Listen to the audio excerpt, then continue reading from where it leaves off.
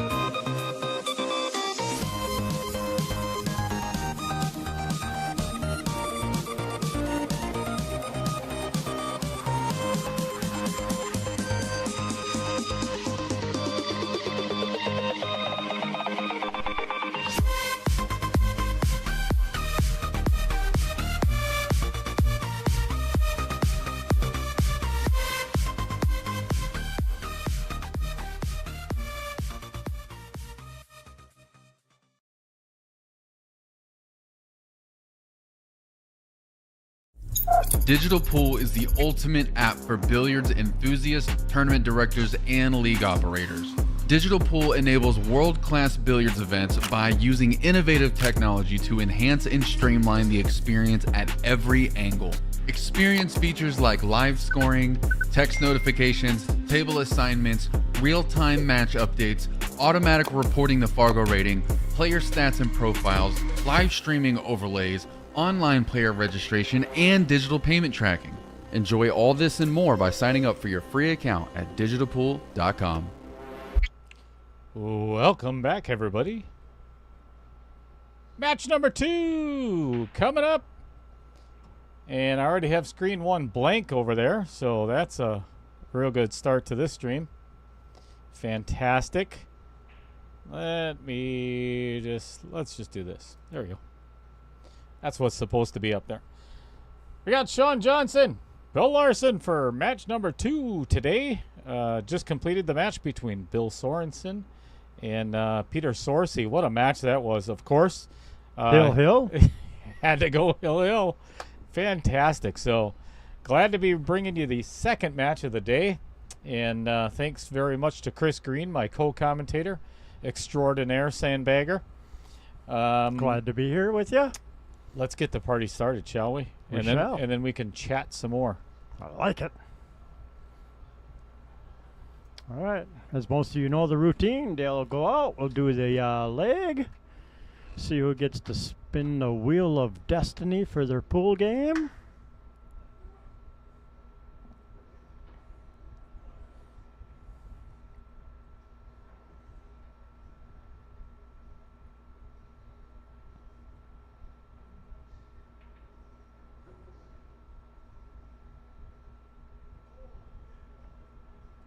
All right, looks like Shaun's going to win this leg because Bill just way overhit that.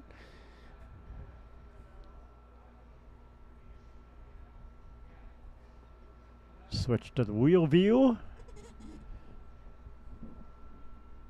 Get the spin in. And what are we getting blessed with? Oh, 10 ball again.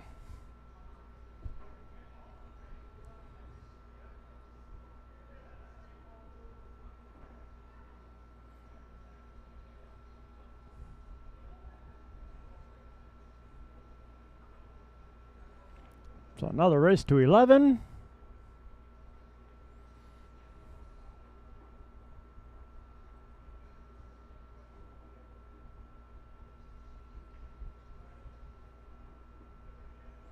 Dale's going over the rules with everyone.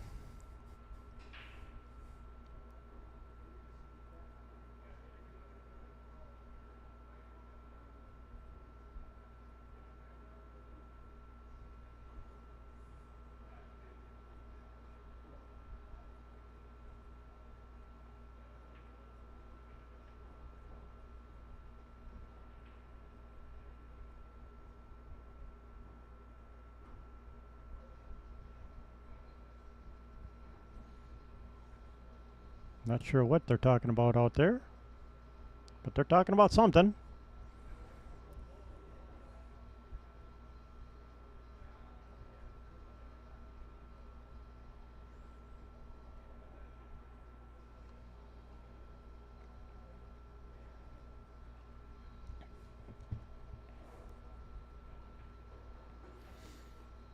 All right, I think they got it figured out. Dale's picking up the belt.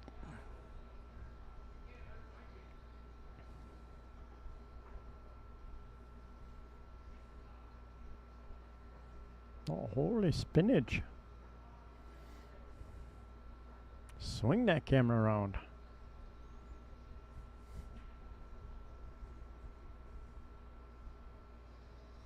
All right, Shaun's wrecking. Dale's back in the booth with us. Damn it, we were both wrong. I know. Bad guess on both the games. Well, at least you don't have to change the score now. Yeah, or the race. Same thing. Really? Is it? Is it? Maybe not. All right, let's... Ooh, what are you breaking over there?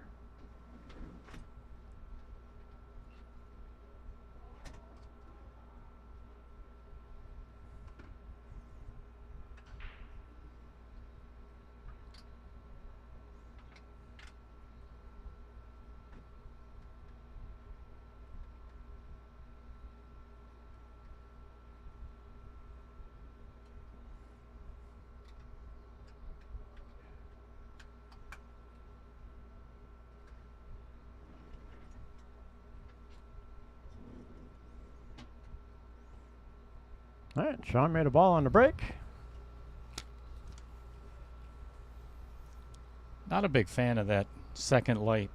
It's just too bright. Too bright. So why'd you leave it on last match? I forgot. And you don't really want to turn it out in the middle of the match. I tried, but they yelled at me. Which I don't blame them. Right? Oh, Baby Chedra says she wanted 9-ball.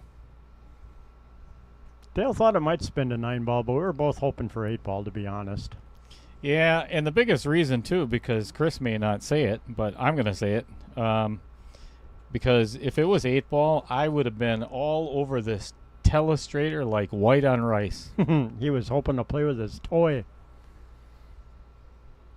and show all the options instead of just a few obvious options. He's going to shoot the 1-ball next, and then he's going to shoot the 2. No, he's shooting the 1 on a safe, and he's not shooting the 2. Immediately after pocketing the 2-ball, he'll pocket the 3. And then from the 3, he'll go to the 4.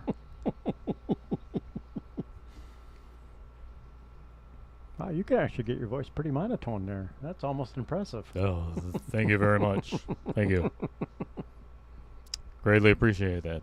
Thank you.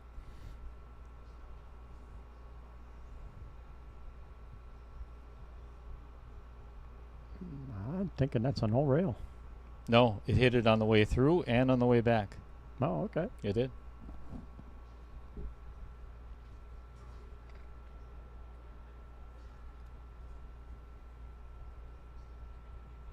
Mm-mm. Yeah, it did. It moved. I promise you.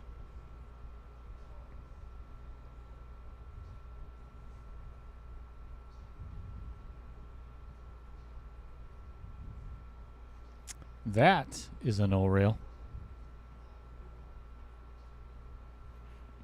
And being the good sport that Bill Larson is, says yes, it was a fall.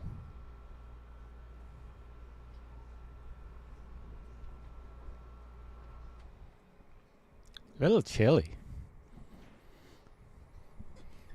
Well, there we go. That's a much better shot. Then you're shooting into the intended path of the 2-ball. I like it.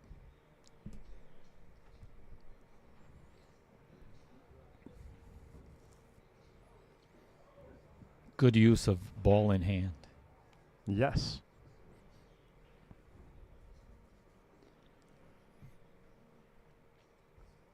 Three to four will be a little tricky. Just gotta make sure you get up far enough so you can see the four.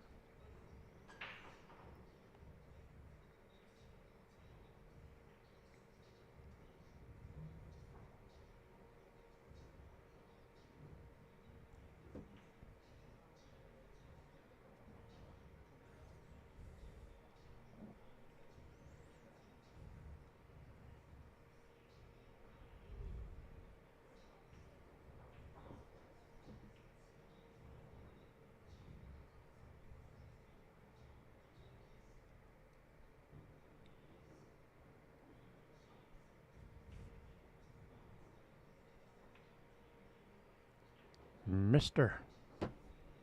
Got fortunate. Well, yeah, I'll still say you got fortunate with the leave. Thin cut. Best option here is a safe.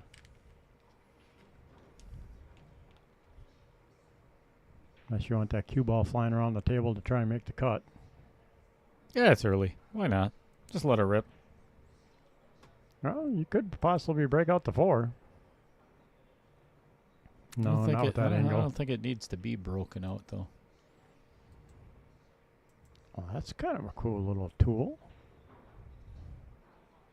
Thanks. No, the little rocking you're bridge that talking- Bill's okay. got. Okay. I've seen that on Facebook, but I'm like, really? Does that look that good? But Yeah, yeah, that actually is a cool little device. Pretty awesome. I forget the name of it. Mark Bell was talking about it the last time that Bill was on the stream. He knew the name of it. Oh, okay. Yeah, I think I've seen it in like a Facebook post. Ooh, Nick to 9 coming in. Ball in hand returned. That's awful nice. Pretty Right? giving guys. Oh, it is the Yeah. holiday season. It's a holiday season, and I don't think either one of them are looking forward to hitting that four ball. I would be. Yeah, I'd play it off the outer point there and pop it in the side.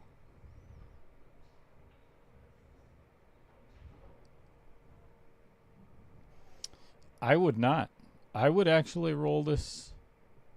I like this because what he did was move the 7 away from the 10 to get the pocket open because it did not go past the 10 before. It's a good shot.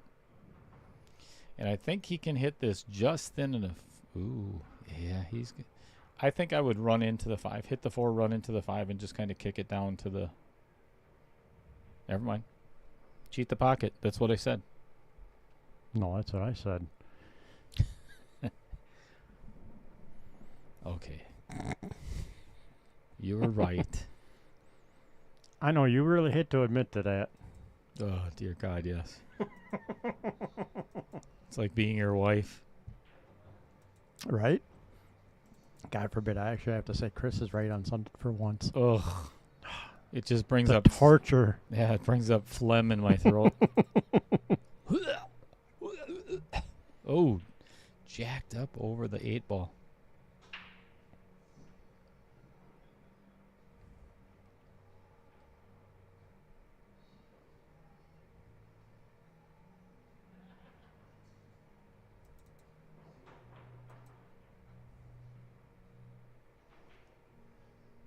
Got the old see-through bridge out.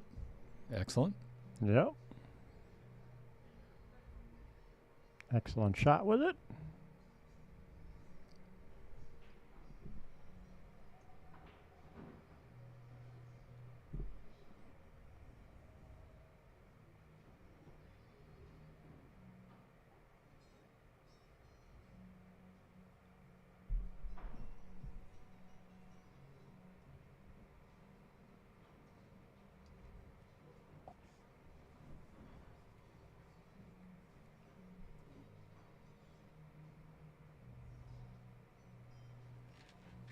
Oh, he's going for the blind pocket a little bit.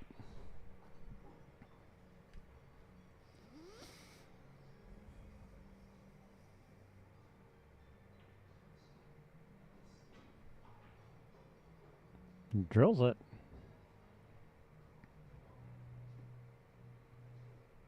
All right. 9 in the side. Maybe. Yeah.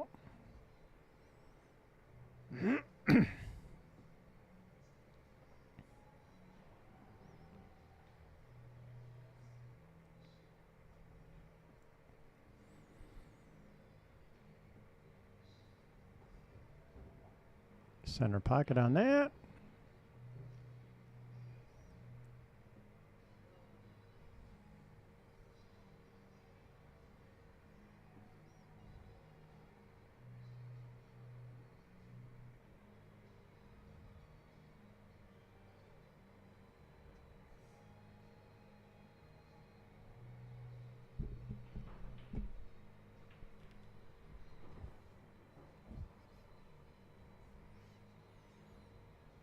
Up in the corner.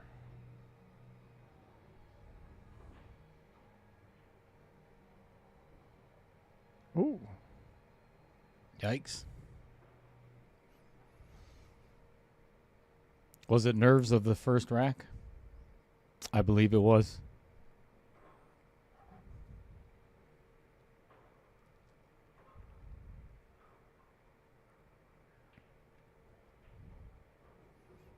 All right, Shaun Johnson taking rack number 1 in this race to 11. All right, Bill Larson sent me this, and actually I'm going to not put it there. We're going to put it right here where everybody can see it. Here's the reason why. I believe it's next weekend. Yep, December 14th through the 21st.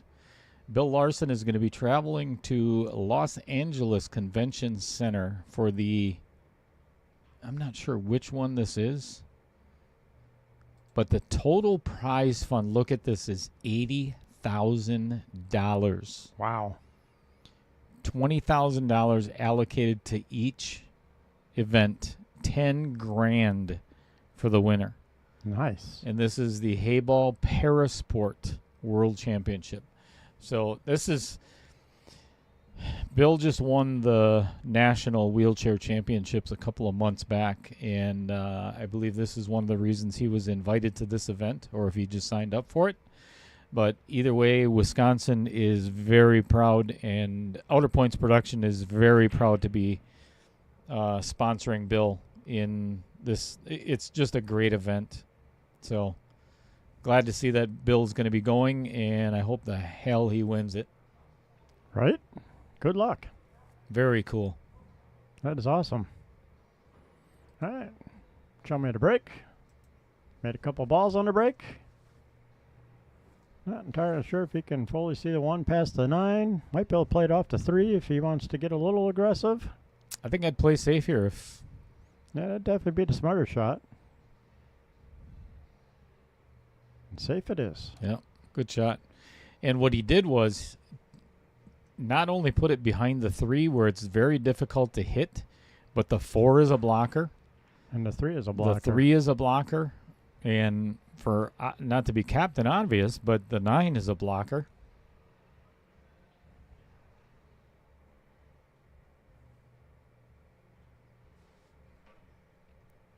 He is going to try and thread this window. You look at it from our view, that is a tiny, tiny window. Yes, it is. I'd almost try and 3-rail this first. I think I would too. I As believe. crazy as that sounds, I think you'd have a better option of hitting the wider window between the 9 and the 3. I should really get the replay ready. That'll be a good shot. Seeing how we used it so many times in the first match, you know. I just figured it'd be nice to not bring it up. Thanks, buddy. You're welcome. It's not working anyway. Shocking. Trevor. Damn it, Trevor. Oh, I gotta hit the record button. That helps. Oh, so you didn't turn it on yet.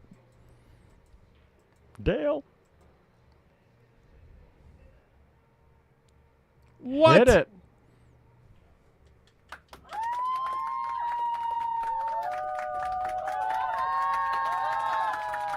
Doesn't have a shot on the 2, but he made the 1. Still impressive, though. That was definitely a very nice, tiny window to try and hit. Let's see if we got lucky and captured that. Oh, look at there.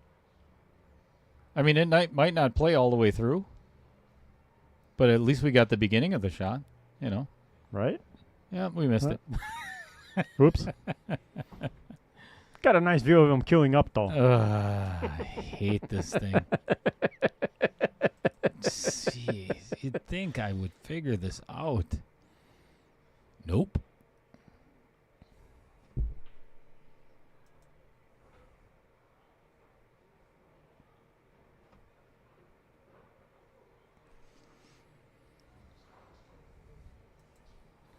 All right. Bill's kicking at the 2. Oh, now he's... We're going to try something, Chris, just for the hell of it. Ooh, I like it. We're going to try to capture this moment and see if we can get it on replay.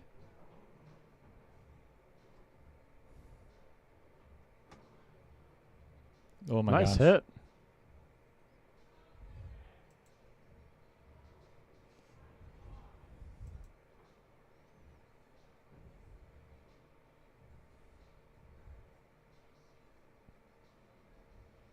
Well, that brings Shaun back to the table with a pretty doable run out here. 4 to the 5 really is the hardest trick. It worked. Nice.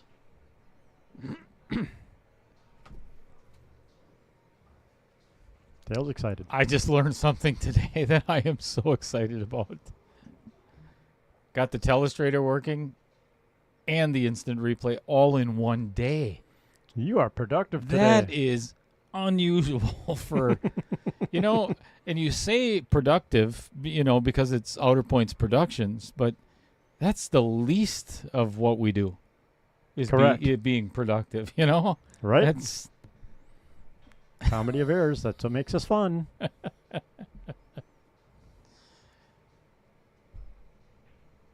I hope I made just one person laugh in the chat. That's it. That's all I need. It's probably Baby Cheddar. Right?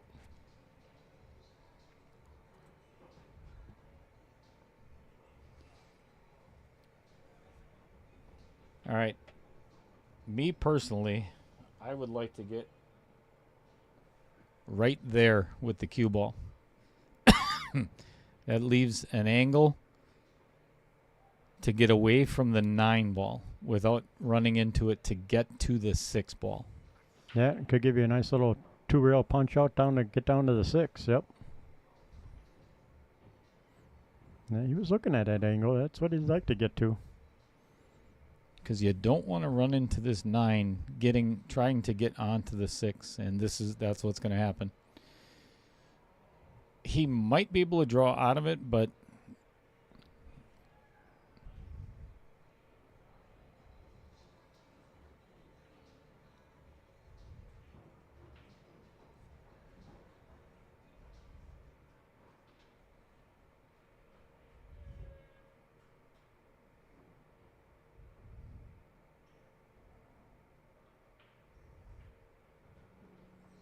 Yeah, missed the 9 on the draw.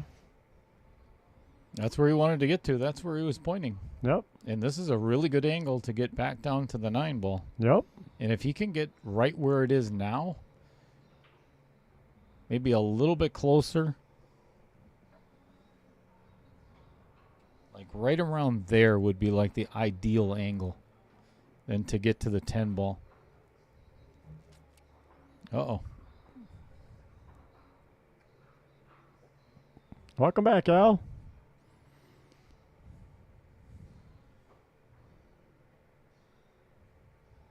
Yep, gotta love more pool.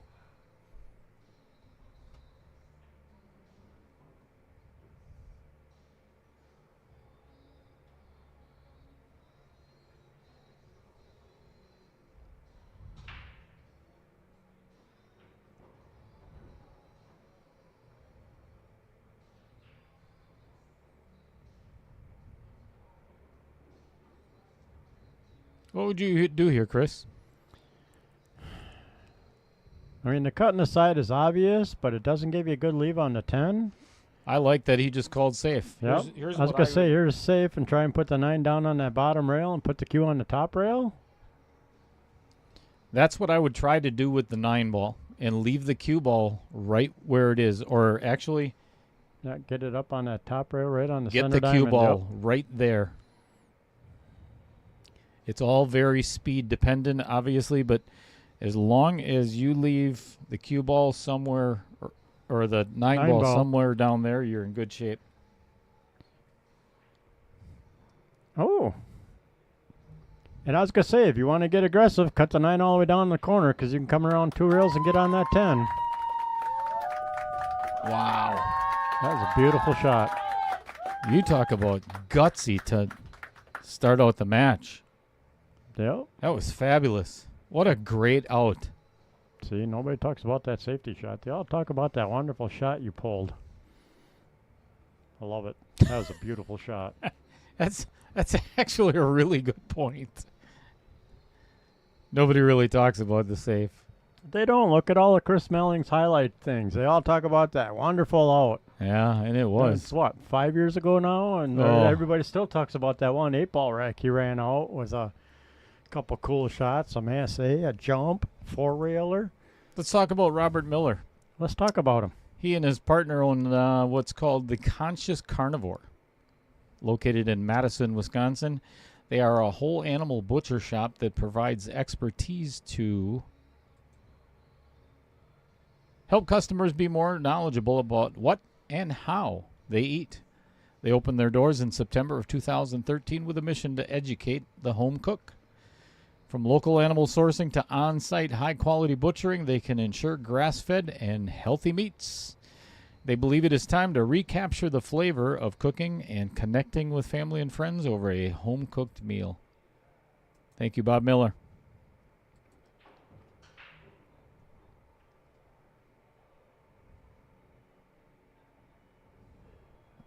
Dry break. Nothing to shoot at for Bill Larson. Got a feeling we're going to get a push out here.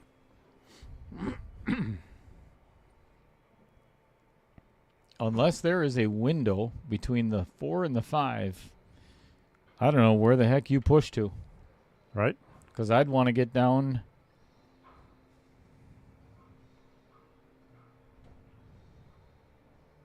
Right there.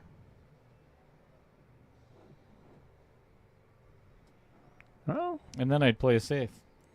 you could try and come off the first diamond there. Up from the 9 with some spin and try and hit the 1. If you wanted to be aggressive and not do a push out. No, he's going for the push out option. Oh, leaving himself with a jump. Interesting.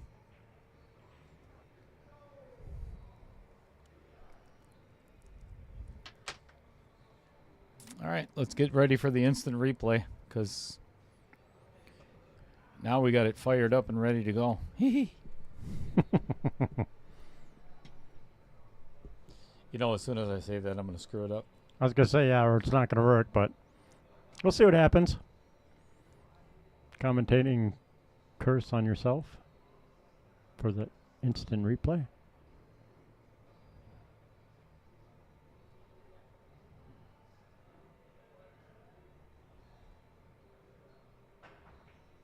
Ooh, beautiful attempt. Did not miss that by much. And got away with it, it looks like.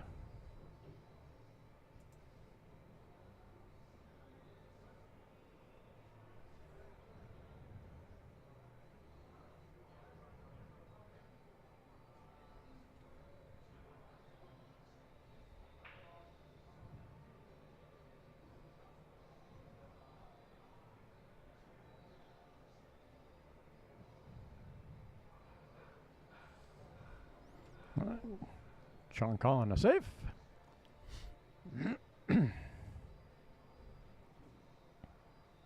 Oh, how do you hit that? Not too bad.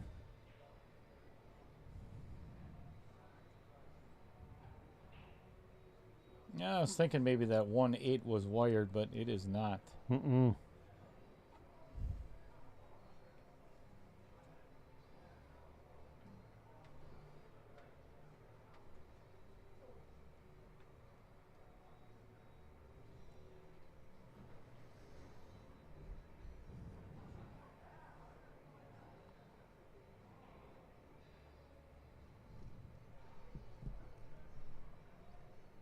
Well, hello, Jeff Wilson. Not sure what you were trying to say that you retracted your message. He's calling the one down in the corner. Hoping to play it off the 8, I'm guessing. Off the 8, maybe in the 5.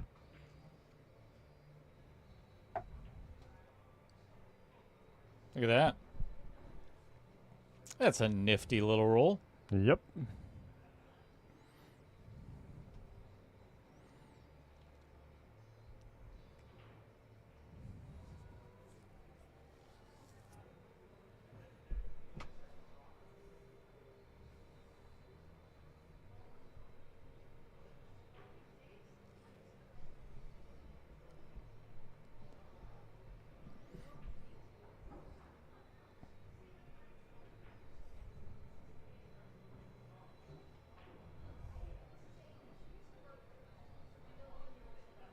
What do you think? Let's everybody in the chat, let's guess what Jeff Wilson actually said.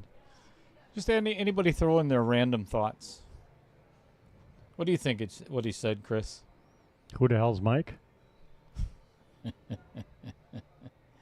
right. That's a good guess. I'm going to go with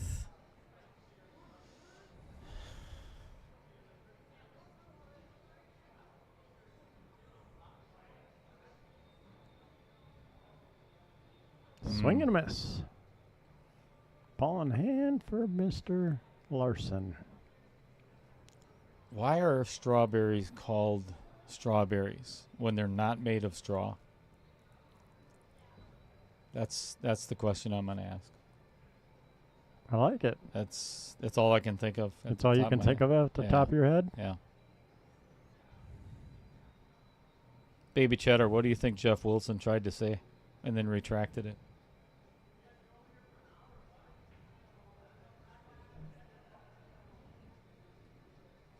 Well, you're saying that Melling has a lot of incredible runouts. Yes, he does. So there's another shot that Chris Melling, this was last week as a matter of fact, and this was in that, what do they call it with all the red balls and is it Chinese pool or what is it? Oh, the red and yellow balls? Yeah, Yes. Yeah, Chinese 8-ball or something like that maybe? I'm not Whatever sure it's what called. it is, yeah. But Chris Melling, you'd have to go back and watch it, just Chris Melling shots. And he did this last week with just unbelievable timing on a cue ball and one of the other ball, whatever it was, and ended up making it. It was just unbelievable. Even his opponent was like, are you kidding me? Right. Okay, you can win. I'm just going to go on to the other match. Ooh, got away with it. Yeah, used the entire pocket. That's why they're that wide. Well, my guess was nowhere near what Jeff Wilson was saying. Right? Had nothing to do with strawberries. That's disappointing. I think you should retract your message again, Jeff.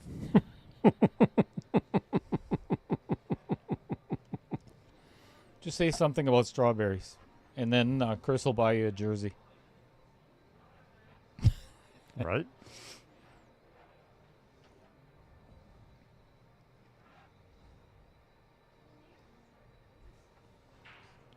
I'll tell you what, if I was shooting right now, I would not be able to reach the shot. And Bill, I would think, would be even more difficult.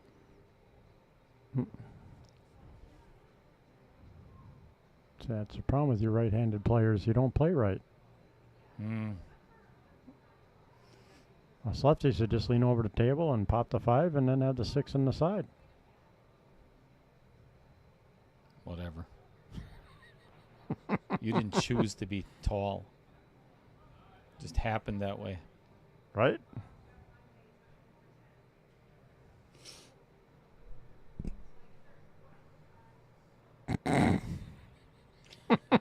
Wow.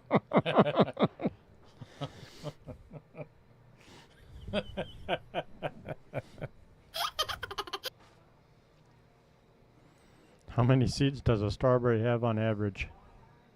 Oh, yeah, that's a good point. That's a very good question.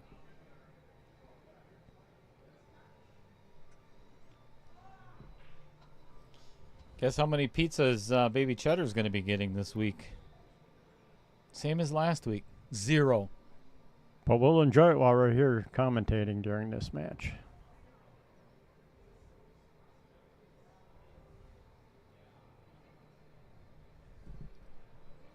Well hit. Yep. Let's drive that 7 out of there. Make it go somewhere.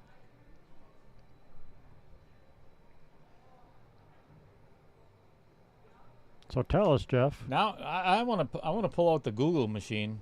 and see how many seeds a strawberry actually has. Yes, for sure.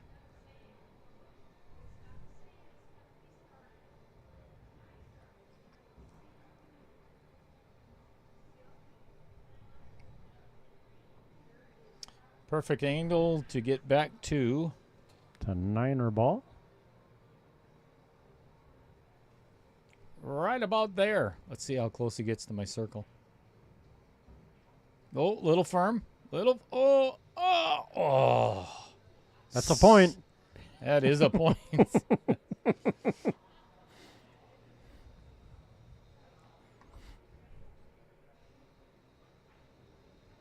Oh, that shot's a little cheddar. I think I would have followed forward and played that 10 in the side. Yep.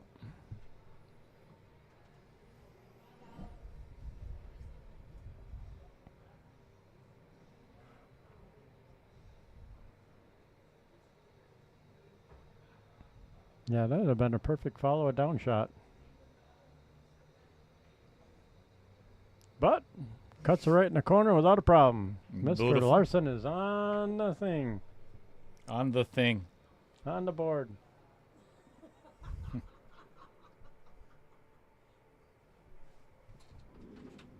Those are not the outer points we can produce today. I like outer points. Wow. Heather Green just came up and flashed us here in the booth. My wife is awesome.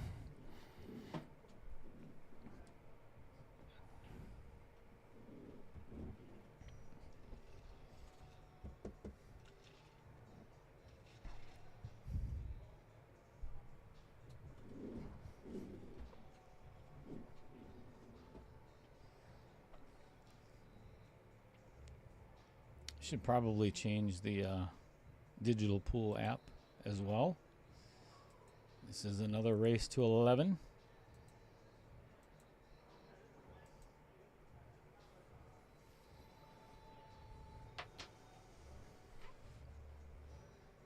All right, now that we got the scores correct.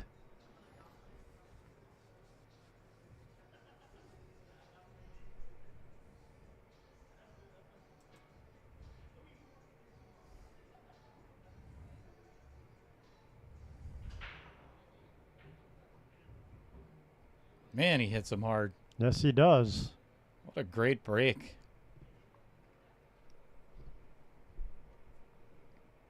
Baby Cheddar says you never get her pizza, which I don't believe. Now you know why.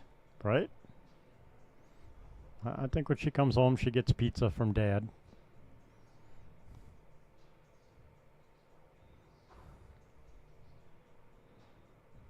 No, Mom feeds her. No. Either way, she gets pizza at home, so close enough.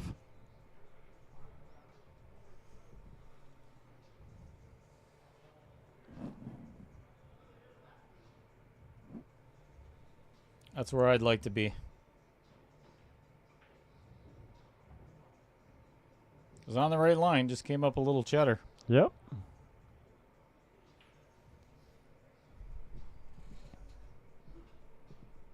Yeah, you can still float this in and Yeah, just follow down just a hair bit.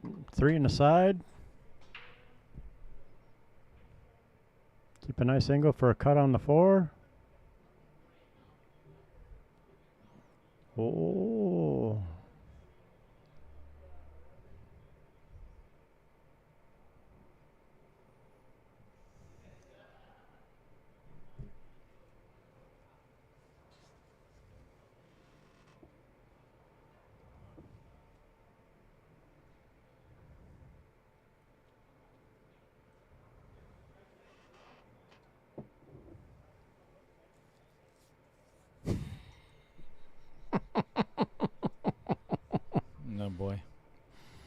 Now your daughter says it doesn't count because it's not from you for getting pizza. Busting my chops in the chat again. That's so rare for this stream, too. Right? No, nobody ever picks on you in the stream. What did I do?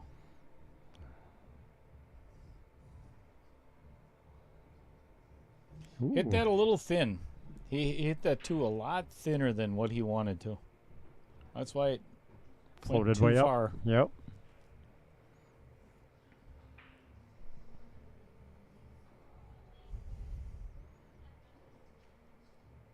Well, have you ever bought your dad a pizza? Wow. There's an idea. Ah, look at there. Look at what Chris Green did.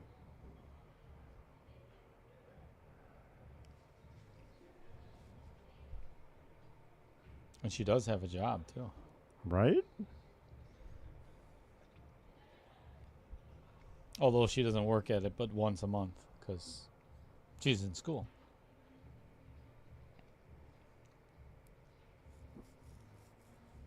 No excuse.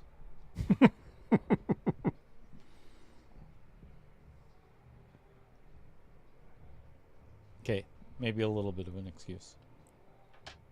Little one. Hey, let's go on a little trip there.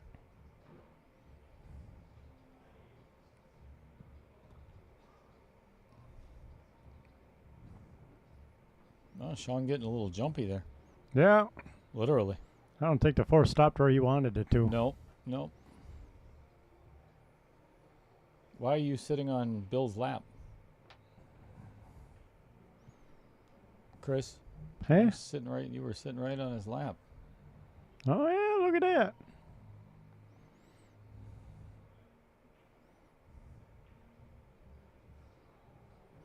That's kind of weird. Just giving him some advice on, how to play the shot.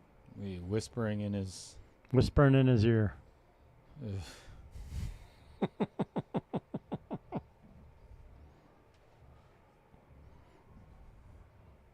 Why did we wear our shirts backwards today? I don't know.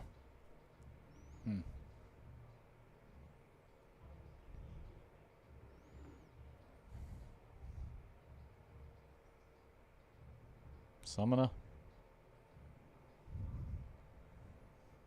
Son of a... says Bill. Yep.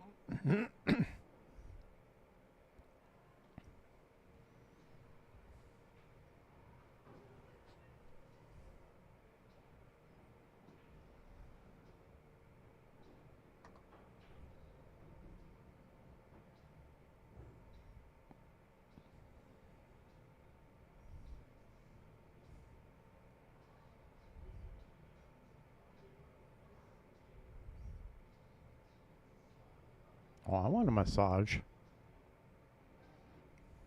Wait, what? Baby Cheddar says she gives you massages. Oh, she's got golden fingers. Serious. When, uh-oh, this is going to come up a lot, Cheddar. He may have to elect to try to cut this in the side. And that's a fun one. That's definitely a tight window. This could catch both outer points and leave Bill with a shot in the corner.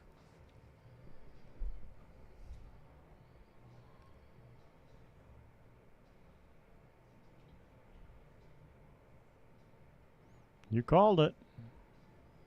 Except he's got a shot in the side. Yep. Let's see what kind of angle that is. Yeah, he can hit it thin enough to avoid. Avoid the scratch.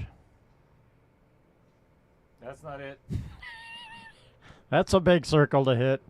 I think I got that. It's 3/4 of the table.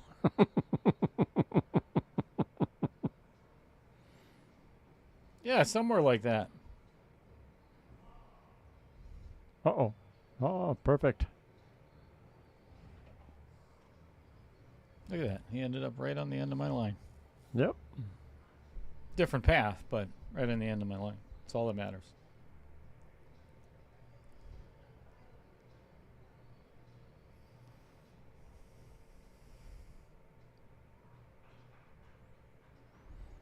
The end result was the same.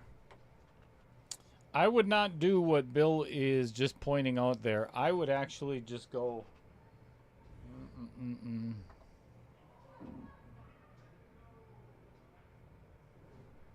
Just like that. Yep.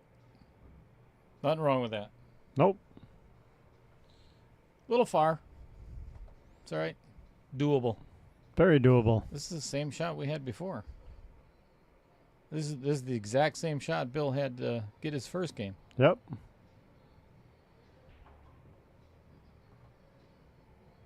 Guess what? Gets his second game with it. We're tied at 2.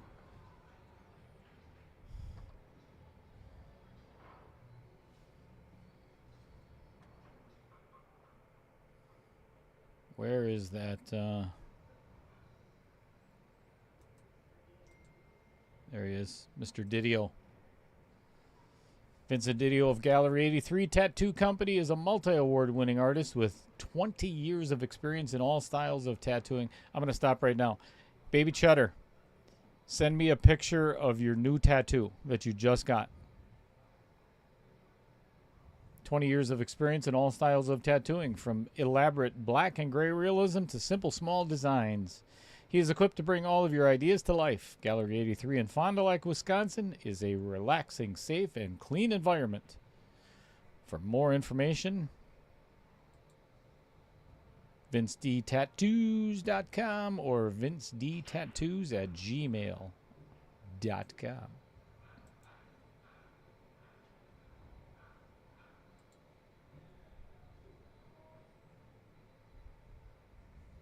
Bill Larson, breaking in rack number 5 in this race to 11.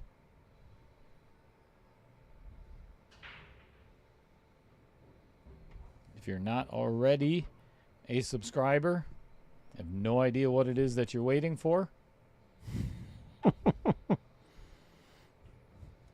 Hit the like, the share. Very simple. Hit the 3 little dots in the upper right-hand corner of the Outer Points production page. And then it says copy link, and then you just put it on every single one of your text messages to everybody that you know on your phone. Everybody. Yep. Mm-hmm. Share it. Sharing is caring. It's caring. Ooh. Excellent. Flirting. Using the whole pocket.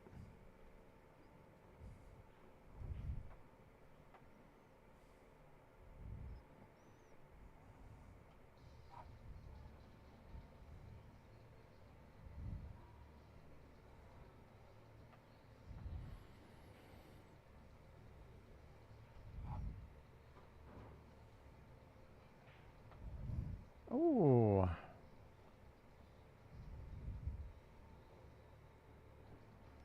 I was about to say this should be a routine rack to probably run out. Still is.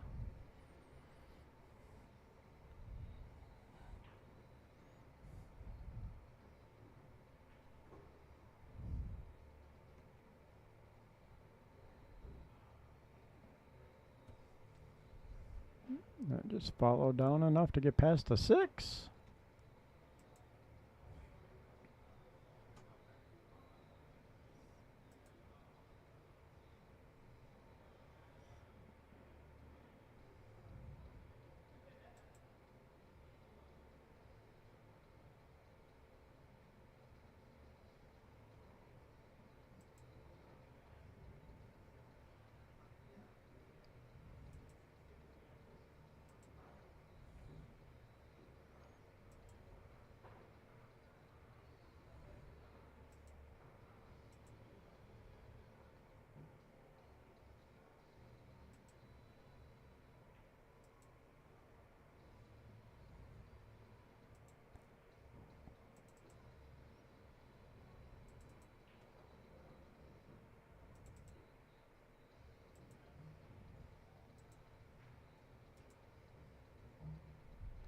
All right. What's he going to do with the 5 ball? It looks like he's going to have to play the 5-6 combo, which is not the worst thing. Nope. Yeah, that's what he's looking at.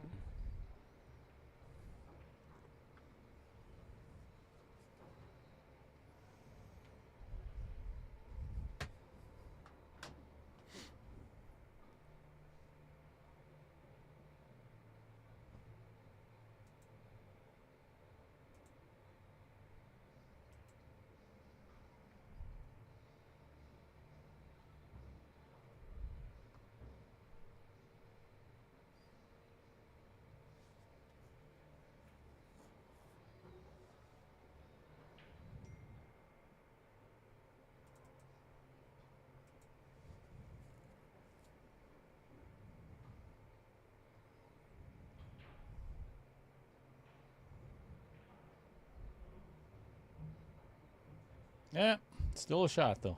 Yep. That's all that matters. Thin cut. Could play the bank. I'd play the thin cut. Run it back and forth. Twice. Yeah. That's what it sounded like you said. So he's cutting it.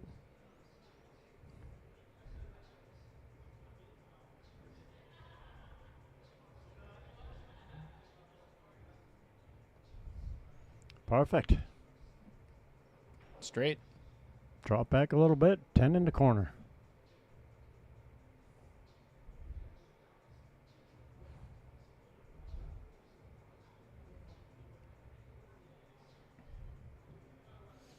I think I'd actually go for a power draw here, or maybe even go forward. Maybe not quite like that, but unless he was playing the bank, then that's all. That's good then. Nah, he just wanted to give himself a long distance cut. What? No. No. He did.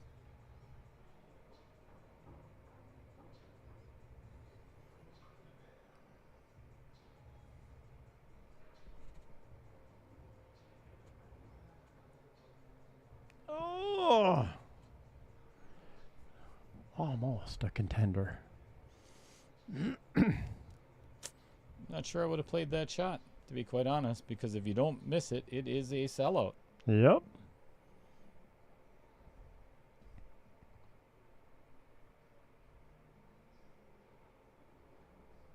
All right, so Mr. Larson jumps ahead. 3-2.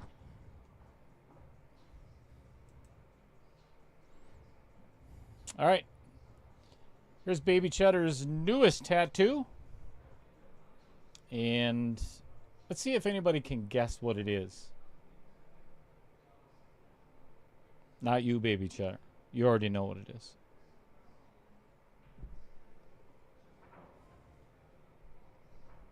Let me tip it up for you.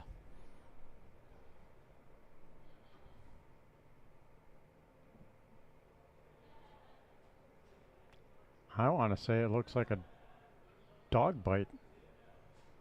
No. Chris Green just guessed exactly what it is. So, my Siberian Husky, before she passed away, when she was a puppy, she used to bite Baby Cheddar's arm all the time. She even drew blood a couple of times, but that Baby Cheddar was her play toy, more or less. Every time she'd come out of the bedroom, she'd bite. So those are the teeth marks of Aurora, was her name. Well, it still is her name. But in the background of the teeth is the Aurora Borealis. Yeah, that's what I couldn't figure out what the colors were supposed to be. Yeah. That's what threw me off for a second, but I'm like, this is what it looks like to me. So what's my prize? You get to commentate with me. Sweet. Love it.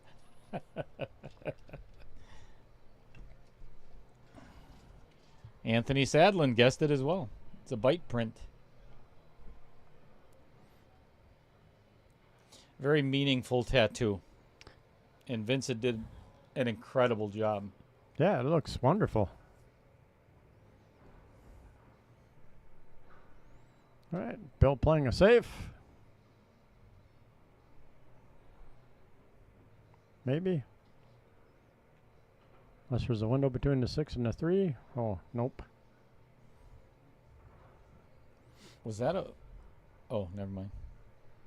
What? No, I was thinking that wasn't a push, was it? No, No. it was not. Man, I'd love this shot.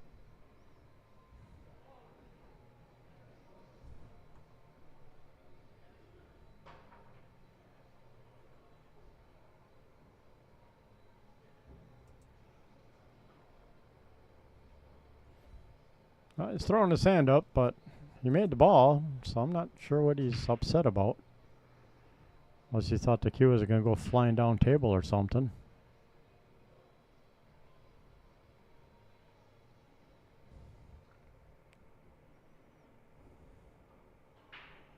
That was like the Tiger Woods golf ball on the 16th green at Augusta.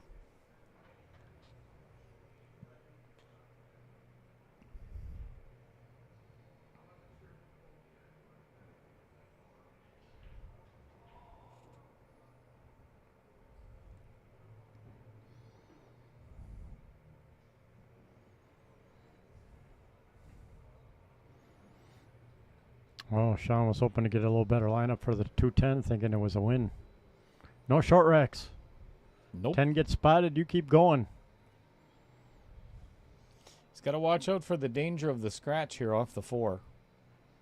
I'm thinking he's looking at a safe now. Trying to get the 2 behind the 10 or on the 10 and Yep. the cue on the other side of that 4. Yeah, And I just agree. kind of tap it right in. Snuggle it right up against the There it 7 is. Ooh, it rolled out. A little too hard. Definitely the right idea, though.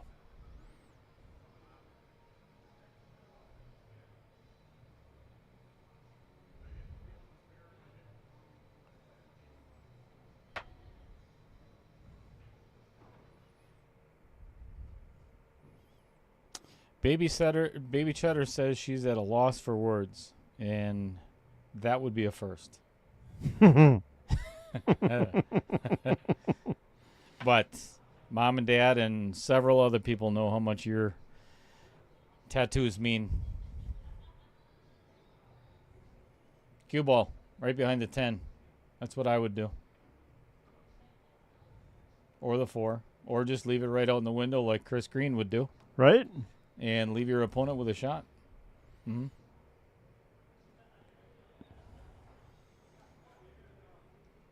They're working. Albeit not an easy one. He can have the 2, he can have the 3. He's working to get on that 4 ball anyways. True story.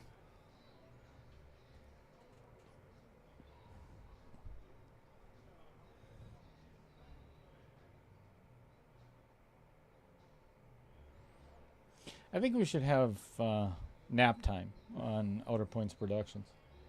I like that idea. Just everybody put your heads down for 5 minutes and let's take a nap. Well, Not together. Ugh. see, or I'll just let my opponent safety himself off the shot. That's an unfortunate roll. That it is.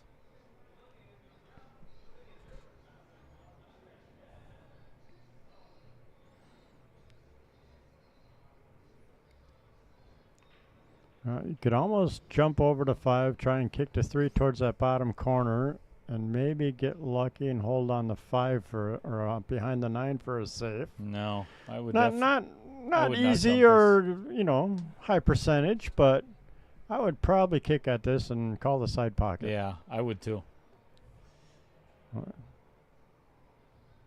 Yeah, I would not jump this.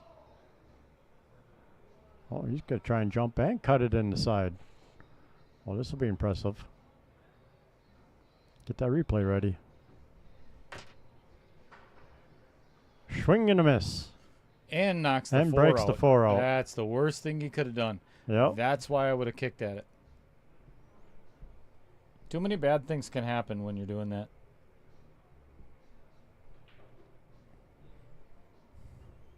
Unless you're a good jumper.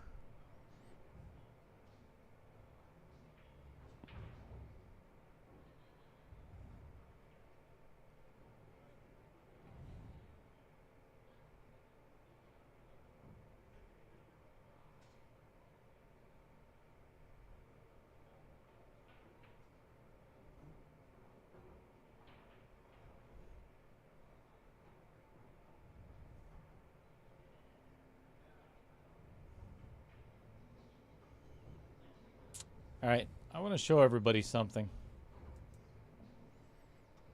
I want you to watch Bill's backhand. Yeah, I would have liked to have gotten back a little bit further on that. The reason being is his hand is so loose. Oh, great shot. Great shot. His backhand is extremely loose. You can actually see the wrist break. We'll get a different view at some point. Well, this one would be a good one for the view. Yeah, get on the side view. I think he's going to be bridging, though.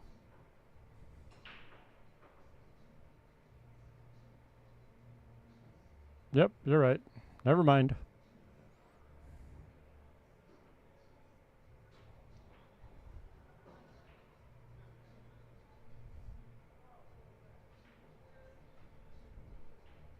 My shot.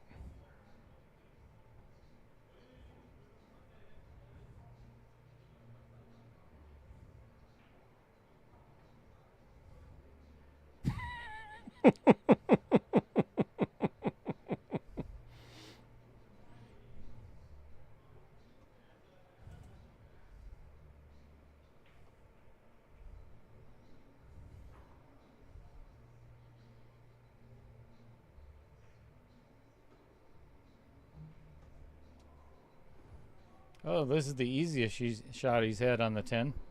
Yep. It's going in the same pocket, though. Yeah, every one. It's kind of partial to that pocket, it looks like. All right. 4-2. 2.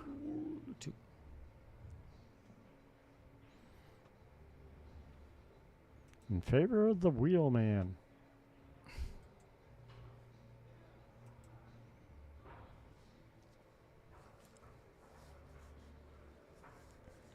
All right. Sponsor Spotlight, Dumper Dan. You can't beat the fleet.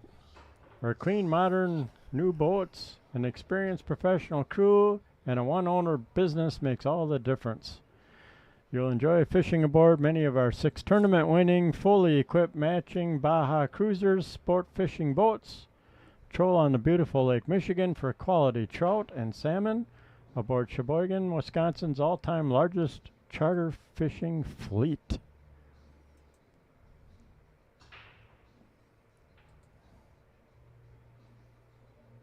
That was one of the coolest mistakes I ever made What's that? with the sponsor spotlight.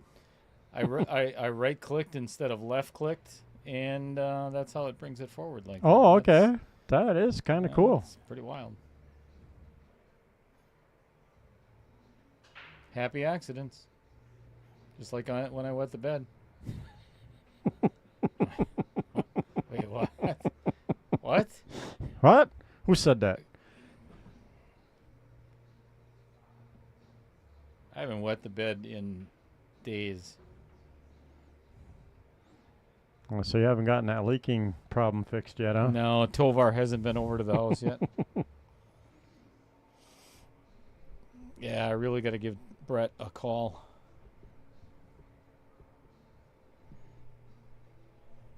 I think we're in need of air conditioning again, Mr. Green. Yeah?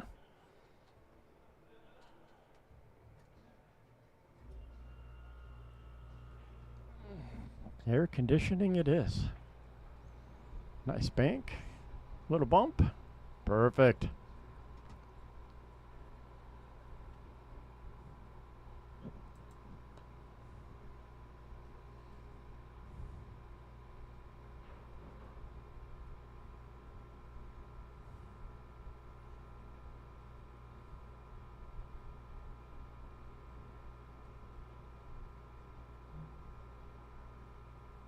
Here's the fun one.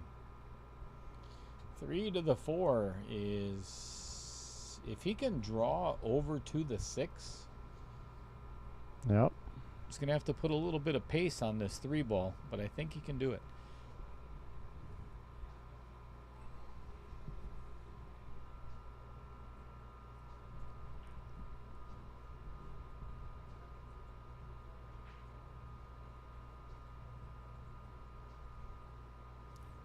Safe. So Bill gets a fortunate roll trying to pocket the 3 ball and get a leave on the 4. I think Shaun can still make this 3, but I don't know if there's any future in doing that. If he can put, I guess, a little bit of inside English on it and run into the 6 as a stopper, Yeah, that could be a good shot. He might be able to. You called it. Oh my gosh.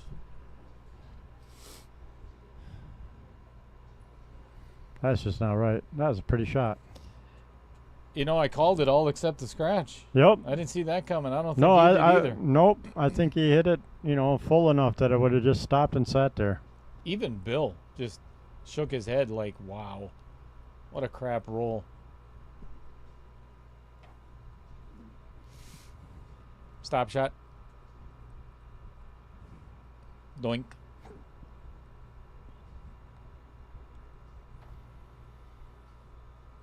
Stop shot. Maybe roll forward 1 ball. Stop shot.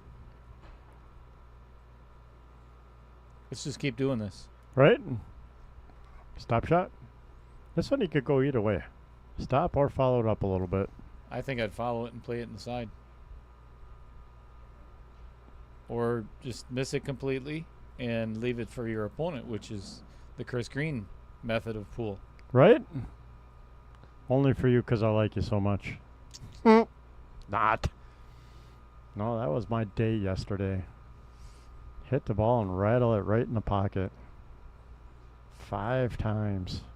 Terrible. Frustrating.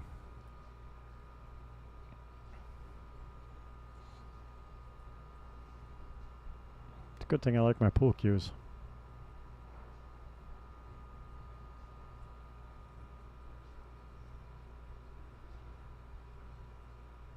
All right. I would just straight follow. Because that'll bring your cue right over in line for a perfect lineup on the 10. Right there's the target. Yep. Oh, he missed it completely. Oh, jeez. You just didn't put the target in the right spot. Oh, my gosh. Ridiculous. All right, tied up at 3-4. Who should we talk about? Jeff Hefter? Sure. Let's talk about him. Wonder if anybody called him yet today. Just to say hi. John Coast Express provides expedited shipping of packages in Wisconsin and surrounding states. Same day delivery and same day pickup. And delivery. And pickup. And delivery. Call us now locally at 920-921-9191. That's Jeff Hefter and Maggie Hefter. And pickup. Delivery.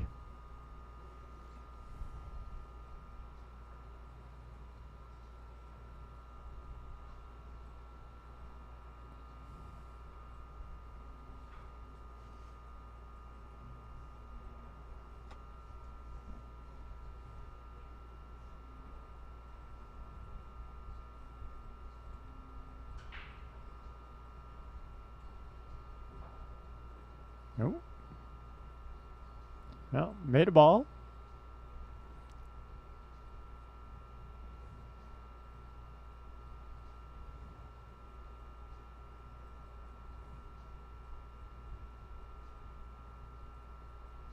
Might be able to swing around that 9 to pocket the 1.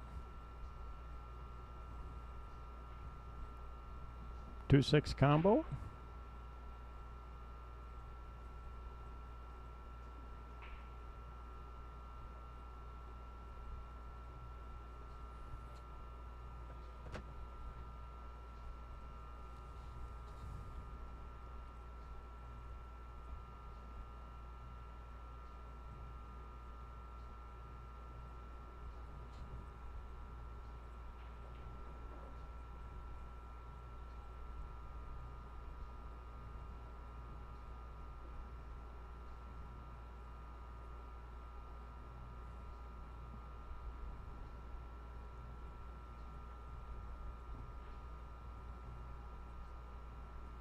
He's looking at that. Not easy, but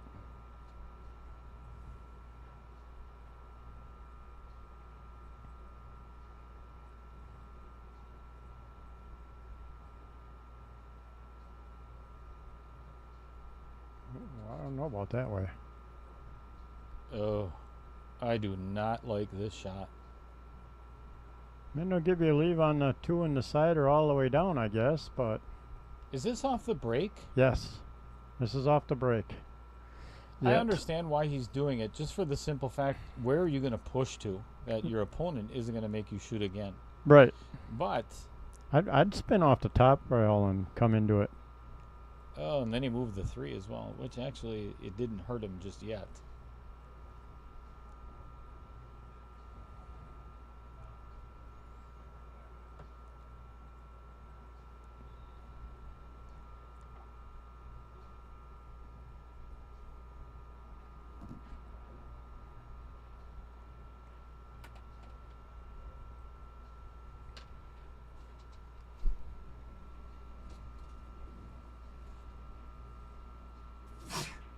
Bless you. Thank you. Welcome.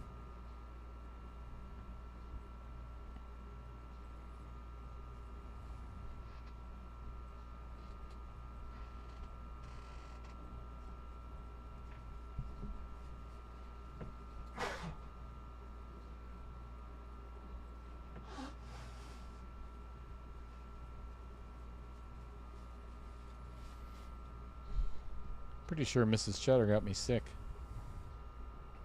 That wasn't very nice of her. Right? Ooh, that's an unfortunate outcome. That thing is snuggled up pretty tight against that 2 ball.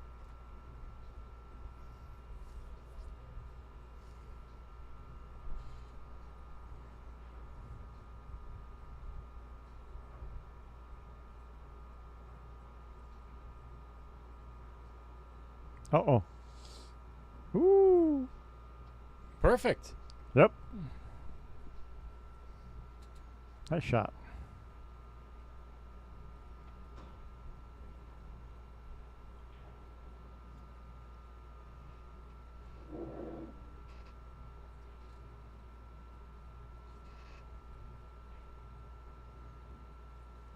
Drills the shot in the side pocket.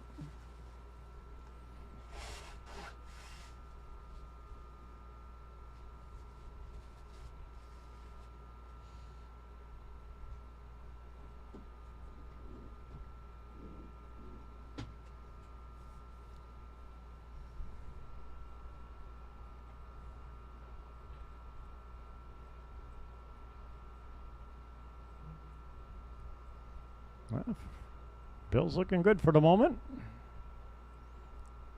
Pecking the balls out of the rack.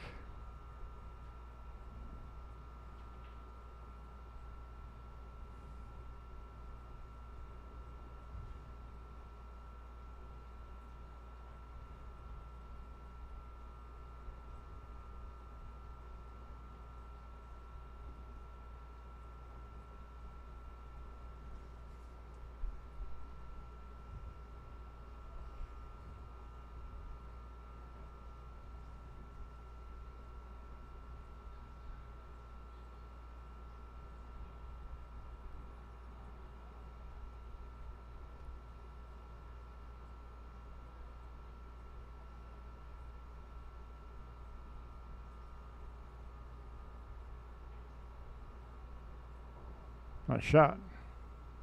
It's getting harder. It's Yeah. getting harder on the 9.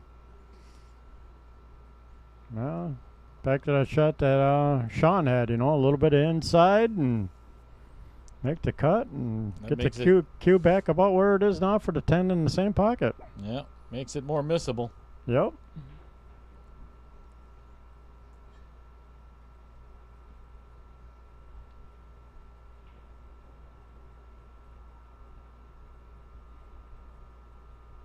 Well executed.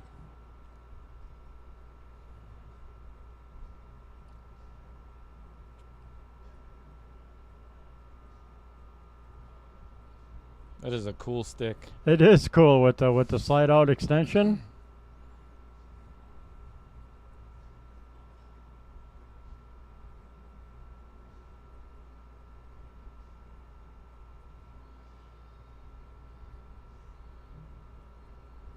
And Bill adds another game to his scoreline. No, not going to do it. Not going to let him have it.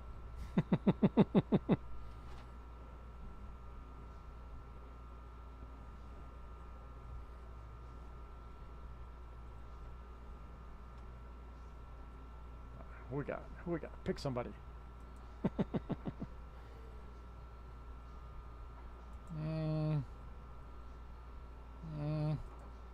Let's talk about John Kramer.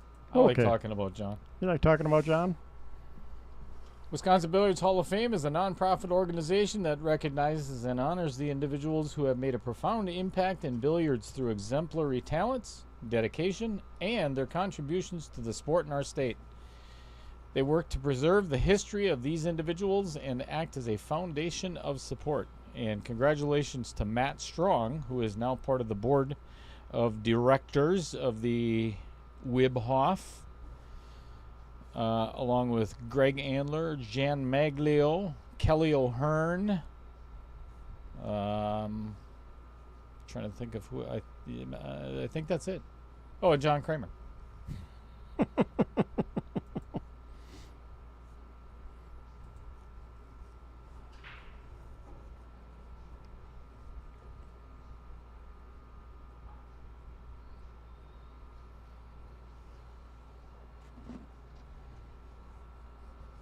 Well, made a ball. Can see the one. It's always a good thing off the break.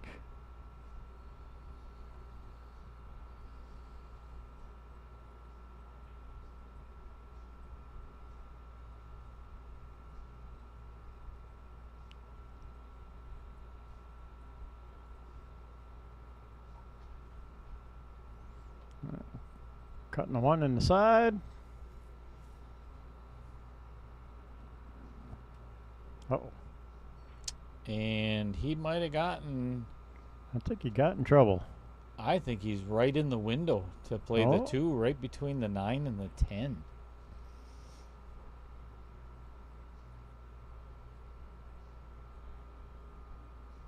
He called it. This is pretty fortunate.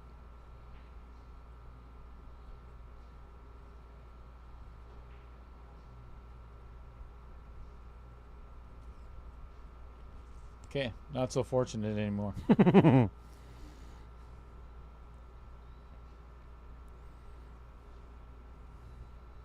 All right, straight draw right up the rail.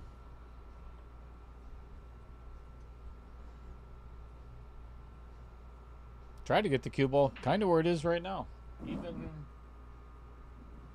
right there would be pretty ideal. Yep.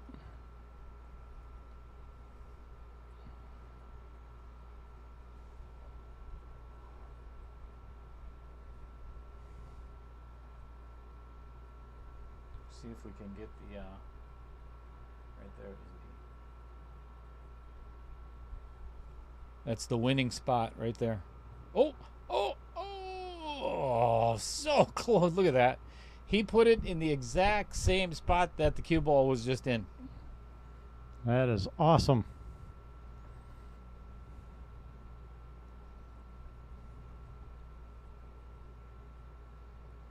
I'm gonna have it zzz there. That's cute. Get the cue ball right there. Yeah, but then what are you going to do with that 6-7? I mean, I guess you could bank it out. The only other way is if you wanted to get frisky, is to get the cue ball right about there. Yeah, and try and drive into it. I don't think it's got the angle. Well, maybe. He might be able to cheat this enough. And Yep, really he might be able to kind of cheat it and hit the punch 7 out of this. the way. Just give it a good punch. I think he may be able to cheat this enough. Ooh, that's not much of an angle.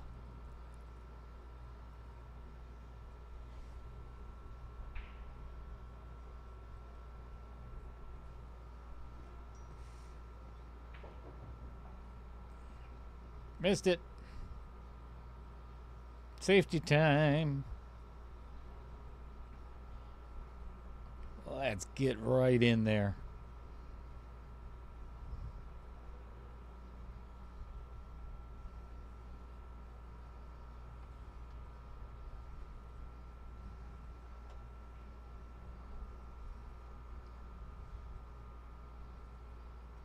Nice. Nice touch.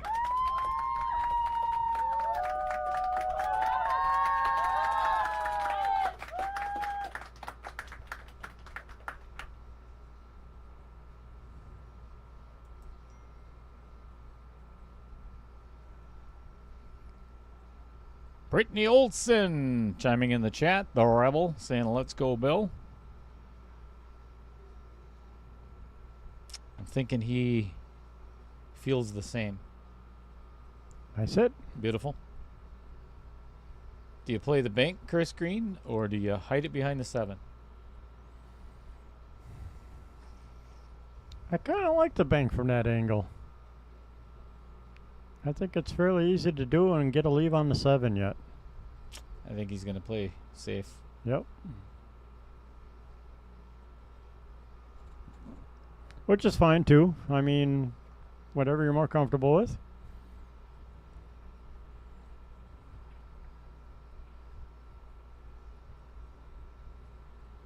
I personally would have played the bank and drew right into the 7 to kick it down to the pocket.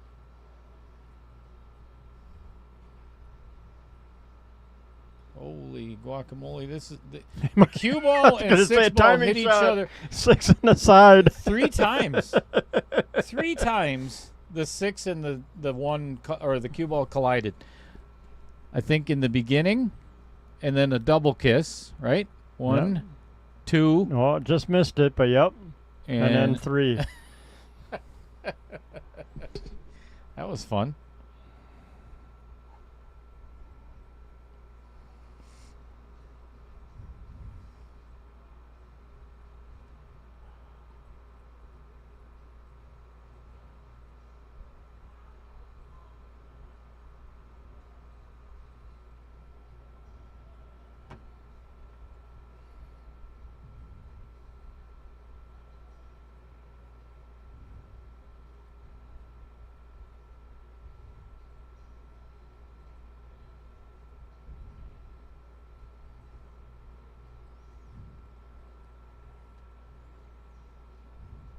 Getting on the 7's a little tricky because he's kind of flat on the 6.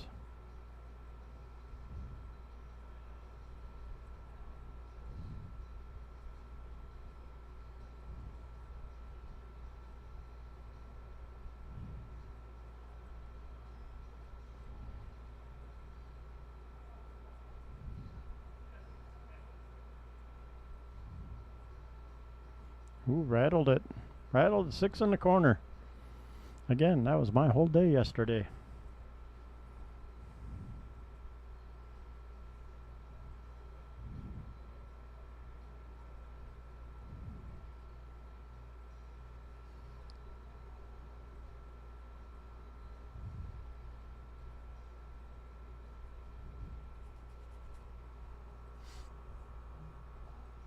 Yeah, friendly, Nice little, friendly little bump. friendly little nudge off the 10.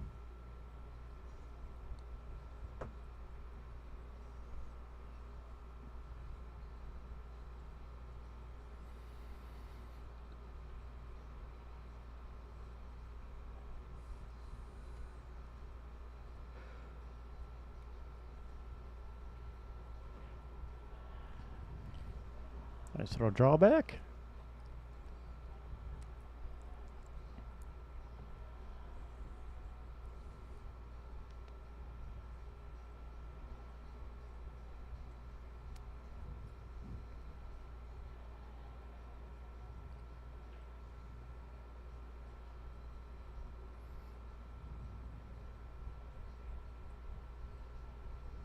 Tried to rattle that one.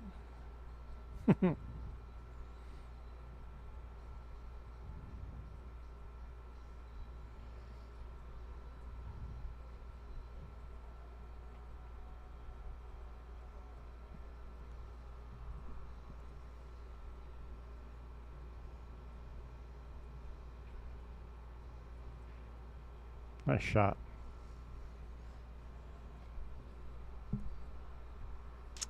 All right, Bill Larson about to double Shaun Johnson's score.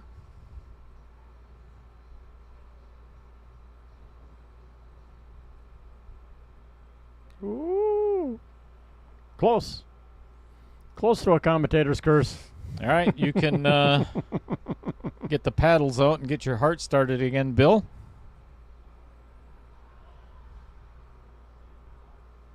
Might have pooped in his chair. Right?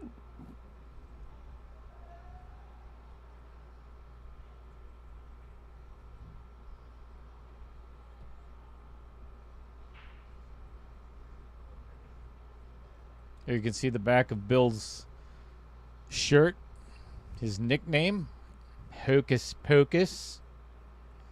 Sponsored by Nate Mindham. And the Cue It Up podcast.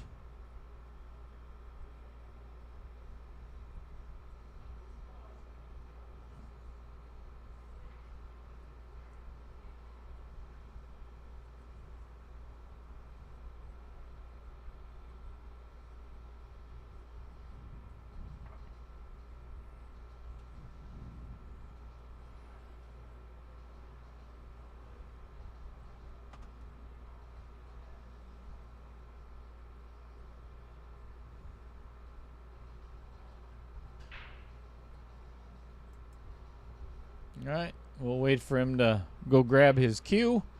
This is what's coming up tomorrow night. We've got Wisconsin Pool Players Society's own Andy Coons taking on Peter Wegman. Tuesday night is Kevin Kisting, known as Pool Hub, on Facebook, taking on Nick Brodesky. Fred Reiser coming up, the 74-year-old, taking on the young Tom Menina on Wednesday. And then next Sunday is the final two matches of round number 3. We've got great matches. Jeff Getch and Mike Lemire at 2. And then Fong Wen and Maya the Mouth Hoekstra at 6 o'clock.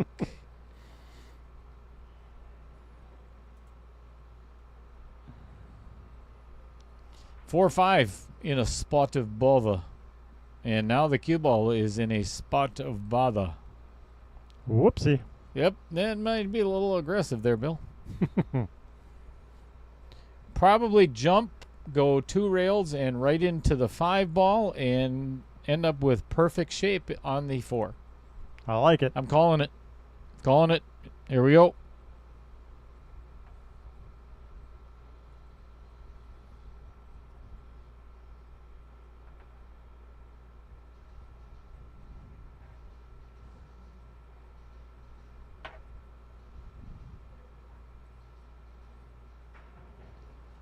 And around for the you broke it out like you said. Nice call.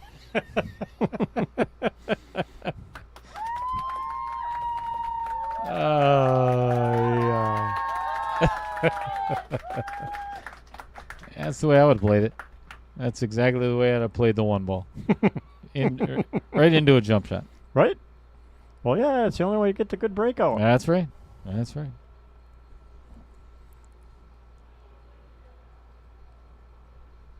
Uh-oh. That's usually what happens with us amateurs. Make a great shot, and then... The next one. What? What? Ducks.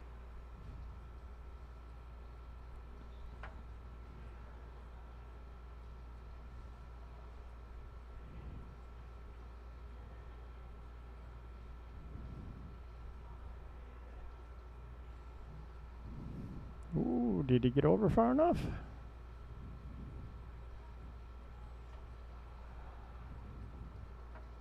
Oh, yeah.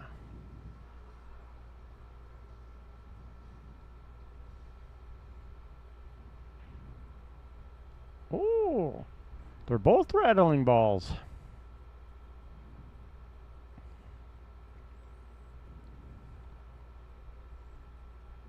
So Bill gave it to Shaun, and now Shaun is giving it back to Bill. It's like a tennis match. They're just batting back and forth. Yep, back and forth, back and Back and forth, forth. back and forth.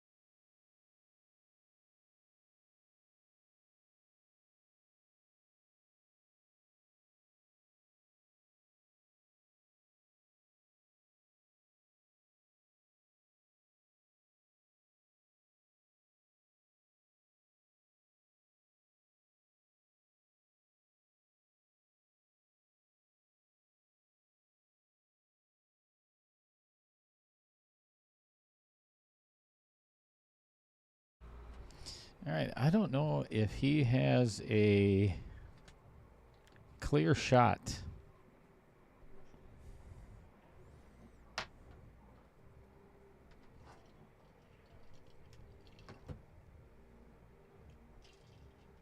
No, it looks like the 10 is in the way. He just waved his hand, so he's calling safe. Looks like he's going to kick at it from the bottom rail and kick the 6 up table. No. Oh, bank. Oh, double kiss. That is a very fortunate roll. Timing shot. That's how I would have played it. Not. You'd have messed it up. Probably.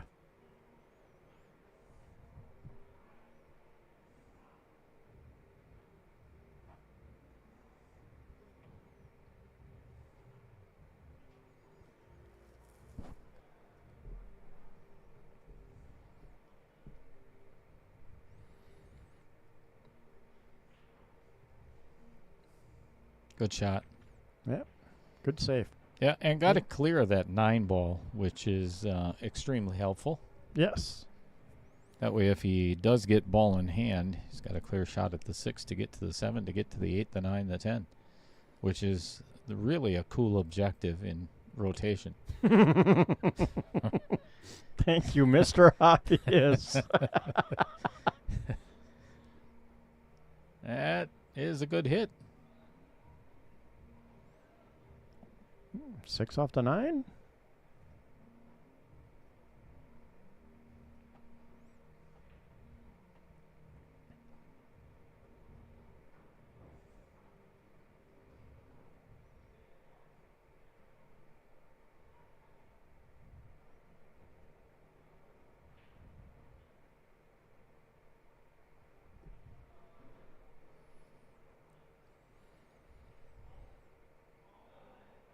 Is he playing safe?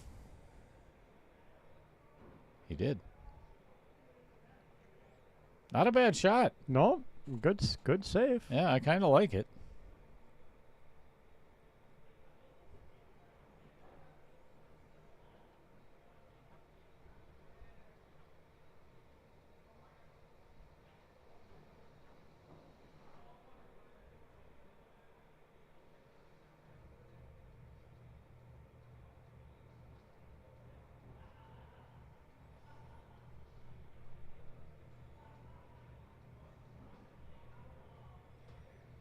All right. Bill trying to return the save. Going for a kick.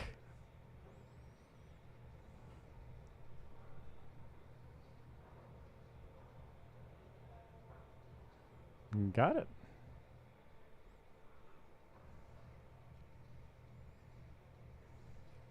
Well, at some point, now you got to go on the offensive. No more safeties for Shaun. You just got to play this in the side pocket and drift out for the 7 ball, because you're probably not going to get a better opportunity. You know, actually, I think I would even consider playing this off the nine. Yeah, but then you're decreasing the angle on the.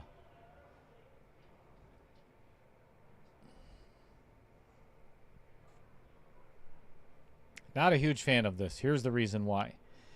If you're not going to take on that shot, I mean, what's it going to take? What do you need to get to where you're comfortable to run out the rest of the rack? I realize that the 7 to the 8 is not a simple shot. There's no doubt about it. But we've seen it too many times on the stream where you play safe after safe after safe. Then when it comes time to go on the offensive and pocketing balls, your swing arm gets a little frozen.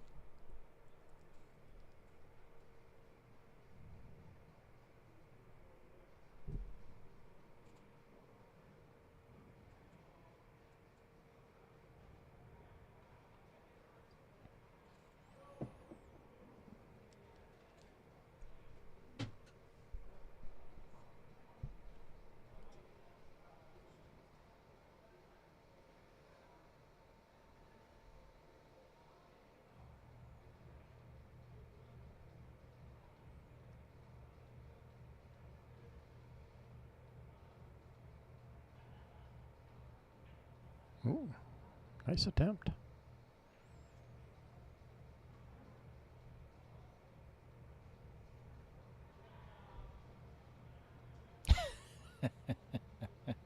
Fred Runner says, no deer, back on the couch with my foot up watching the best stream in the business. Must be watching Matchroom again, huh? Right? Bill, Fred, thanks. Reruns of the Moscone Cup. Thanks, Fred. Much appreciated. Love you, man.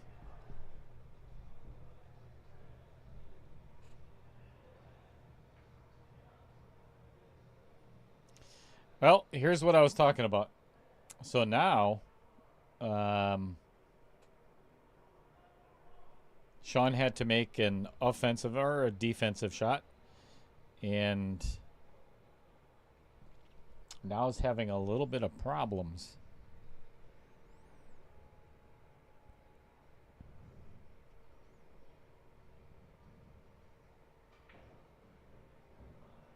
That was a nice shot. Mm-hmm. Nice This is the one. stroke. This is the one that counts. The 7 to the 8 and it was going to be the most difficult of this rack. Good thing for Bill is the 9 is no longer in the way.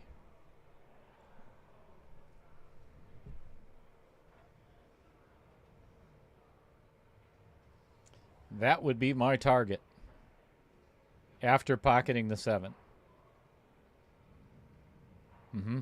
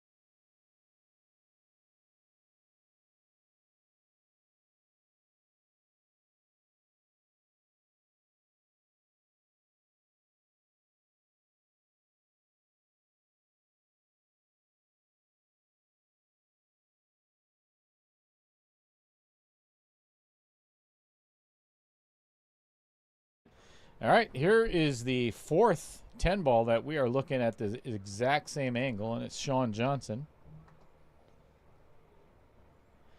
All right, folks, we got a special little gift for everybody. Well, I don't know if it's really a gift, but we've got a live caller, and see who can guess this is.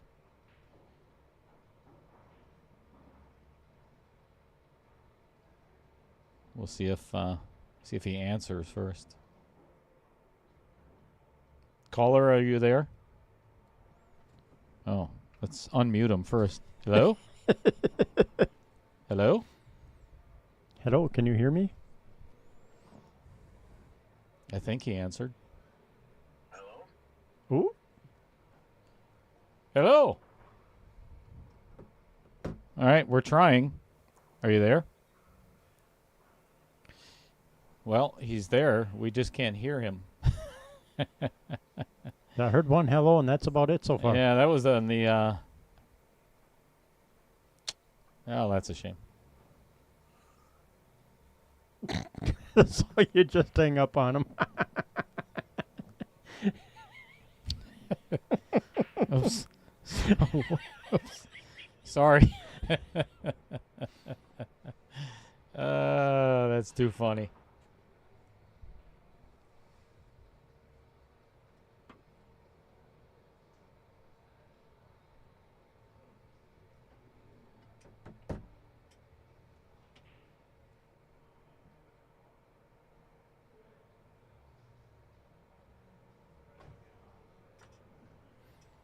All right, well, Shaun made a couple balls on the break, hooked on the one.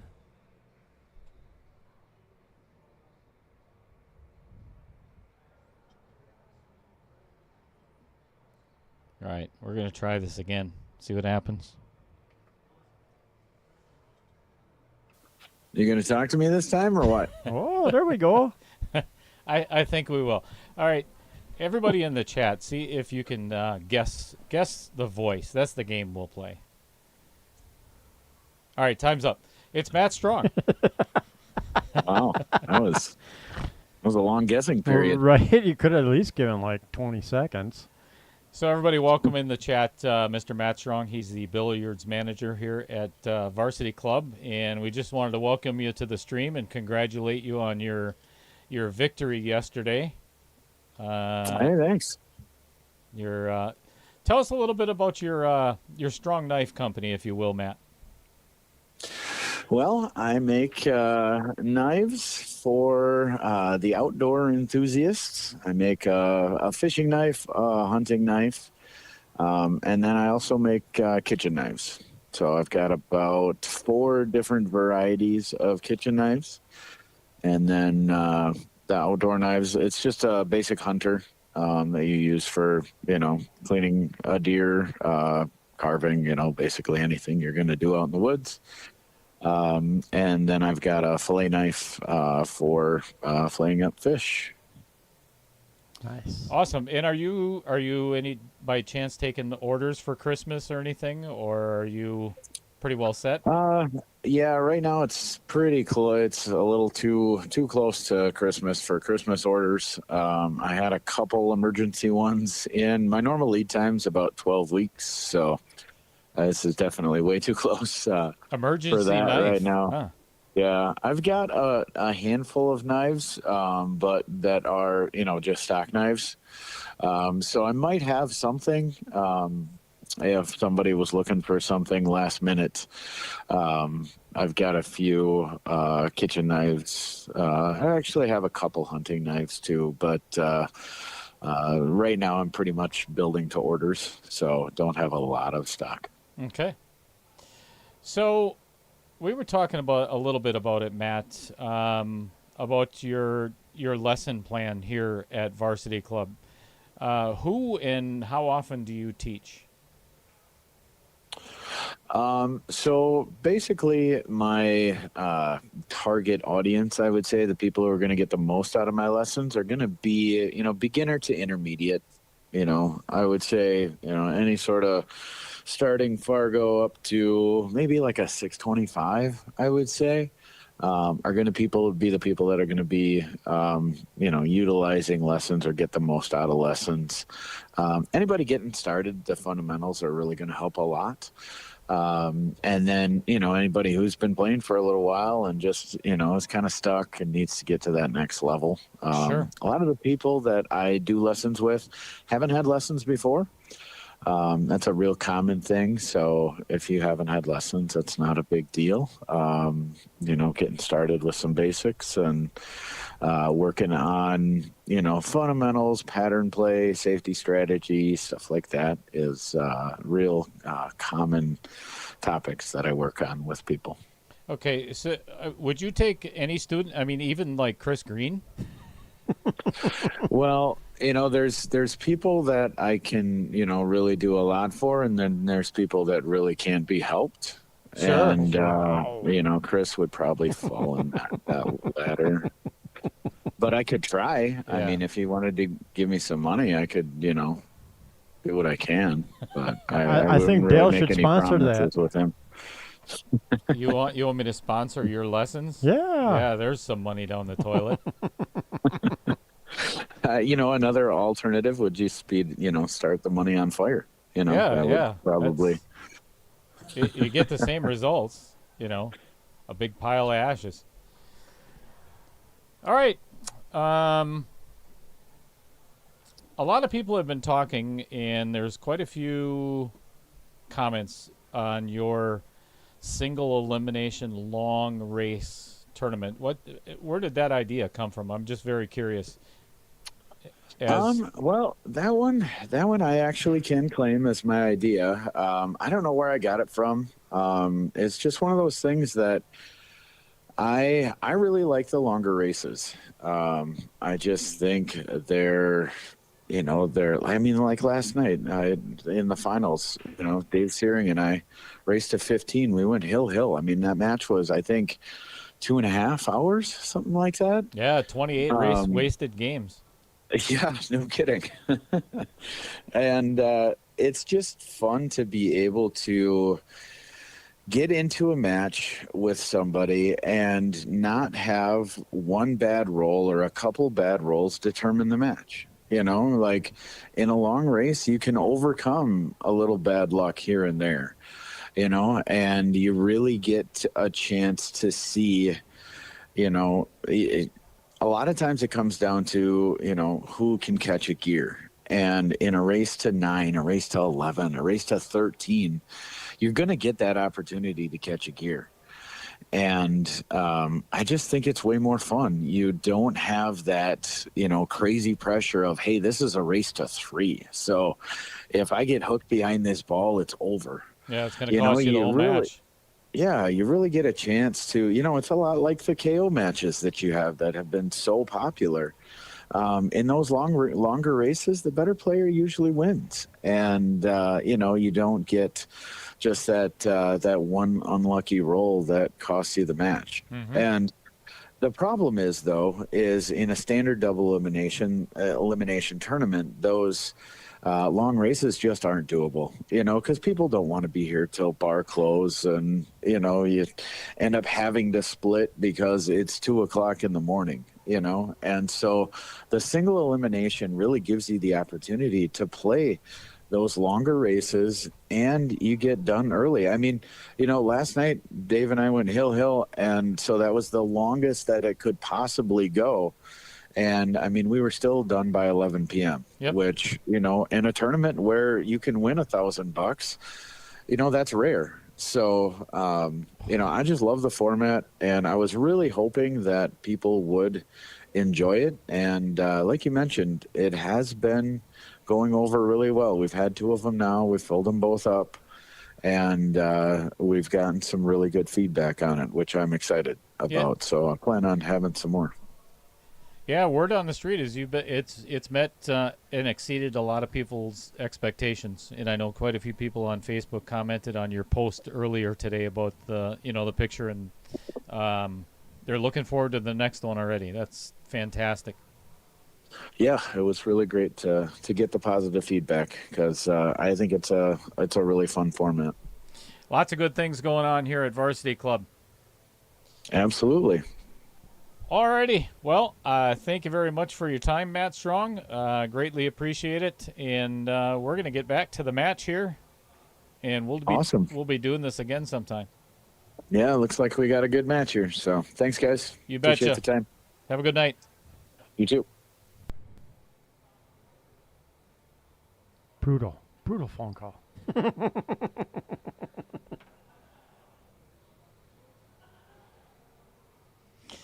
I have no idea why it didn't work the first time, because I don't think I really did anything different. But apparently I did. Cool stuff. Well, Shaun did not leave Bill with the shot that he was hoping for.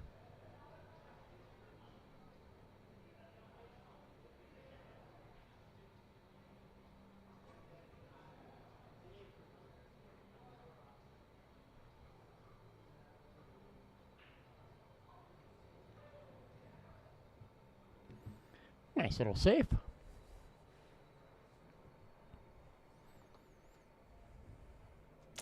I think he might be able to see the edge of it, but maybe not.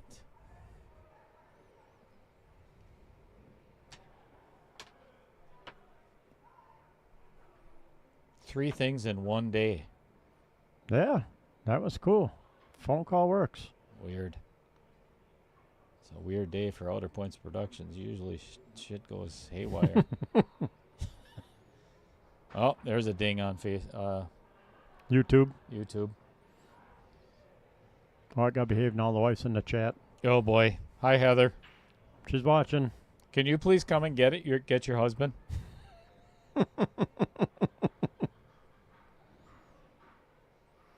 He's having he's giving me a stroke. Or diarrhea or something.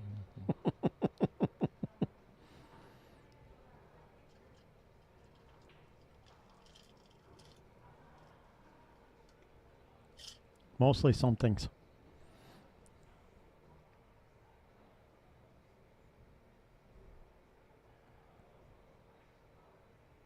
See, she don't want me either.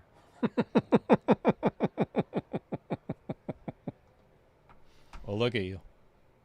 What's not to love? Look at you. What? Oh, there's another fortunate rub for Mr. Larson. Yes, it is.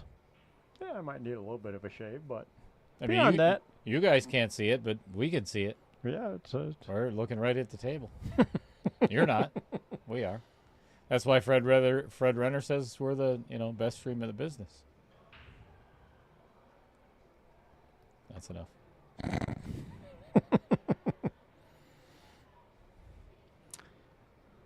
So Bill missed the 2, and the 2 and the 6 mixed up a little bit, and that's where the 2 and 3 landed.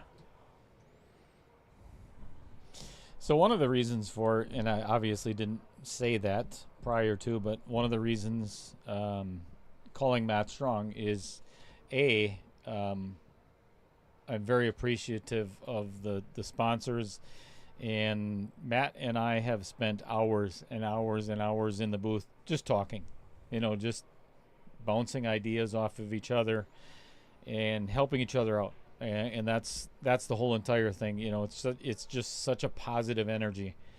And we, at some point, it's going to be hard to catch up to the Carom Room. Carom Room has been one of the leaders in pool halls in Wisconsin, the entire Midwest for a long time. And, it's not about being rivals or anything else, but we want to deliver that to all of our players, viewers, and everything here at the Varsity Club as well. So it's a very bright future for the Varsity Club having Matt as our billiards manager. He's got some incredible ideas. Good shot. Nice shot.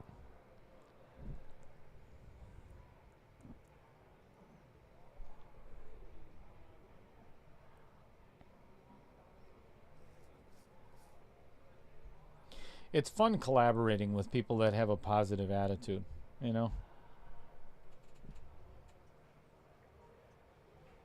Right, Chris Green? That's right. Positive is the only way to go.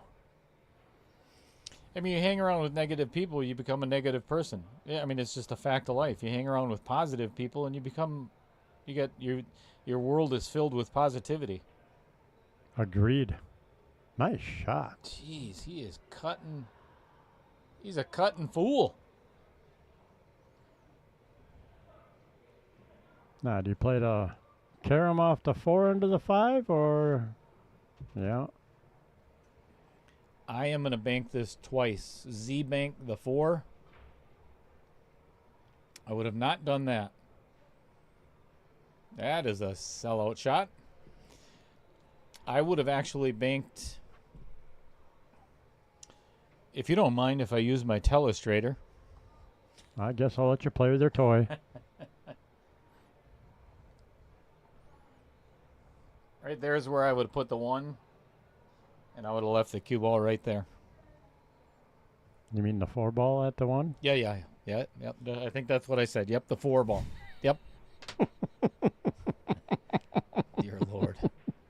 What did I say? Oh, there's a Chris shot again. Rattle that blipping thing in the corner. Well, he hit that way too hard. All he had to do was just stop it right there.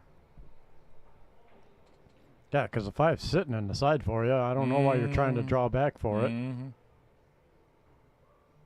Well, and he hooked himself anyway. Well, yeah, because you drew it way too far.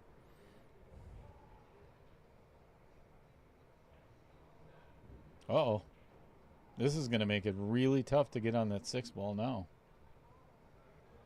Because he's got to thread the needle between the 8, 9, 10, or slow roll it and play a combo, which is Not pretty. brutal either way. I think we're going hill.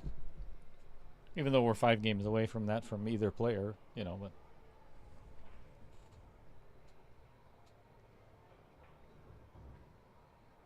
Oh, how do you hit that? Perfect. Dear Lord in heaven. Sometimes you just gotta swing. 6 in the side, 7 in the corner. I don't see the problem here. All right.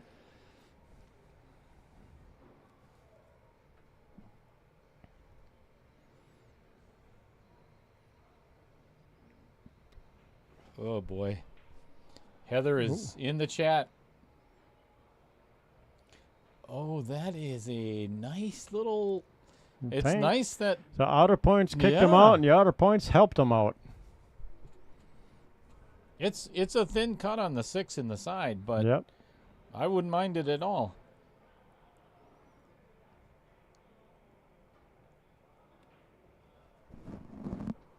Personally, I would just run right into the 7 and hope you get a shot. Yep.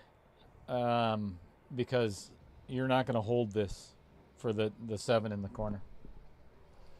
This is almost like an 80-degree cut. Just pocket it and run right into the 7. Well, I think he tried to do that, but he still got a shot. So Yeah. This is doable. bear down. These are the shots you overcut instead of undercut. Because then you might get fortunate and it ends up in the middle of the rail.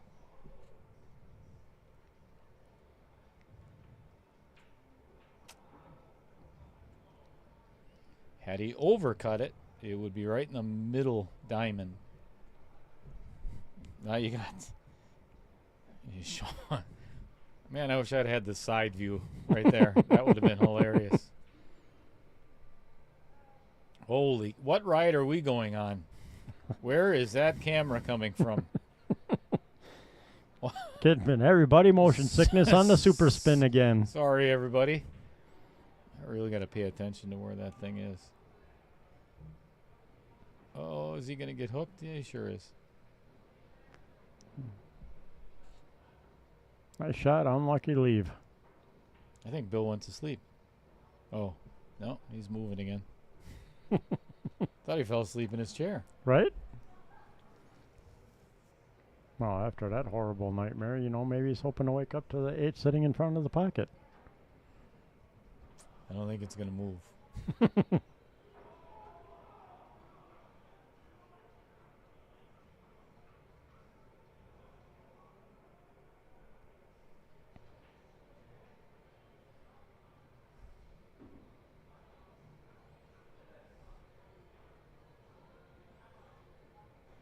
All right, using the mirror method. Trying to get a good angle on potentially pocketing the 8. Well, definitely getting a good hit. You don't want to hit the underside or the short side of the 8 ball, because then the cue ball is going to go doink right into the bottom corner pocket. Yeah, you almost did it.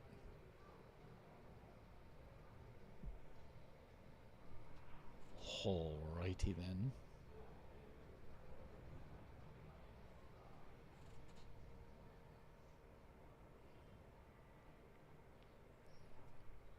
Heather and Fred talking about the salsa. Salsa?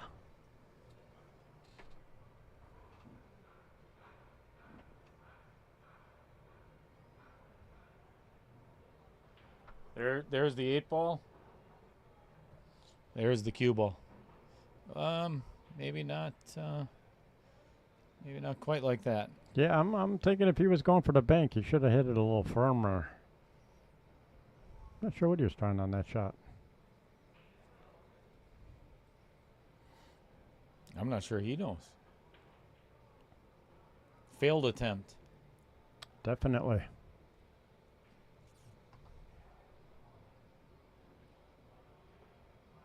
Beautiful. Yeah.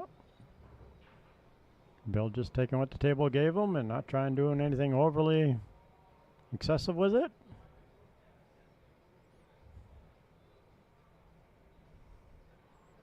Well, about the same speed with this cut, and I'll give him a nice leave on the 10.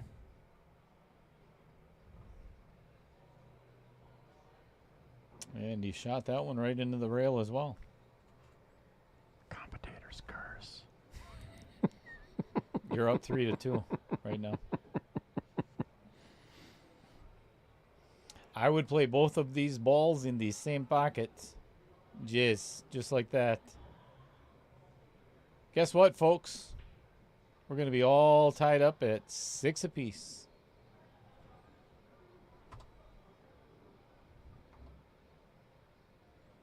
Na na na na na.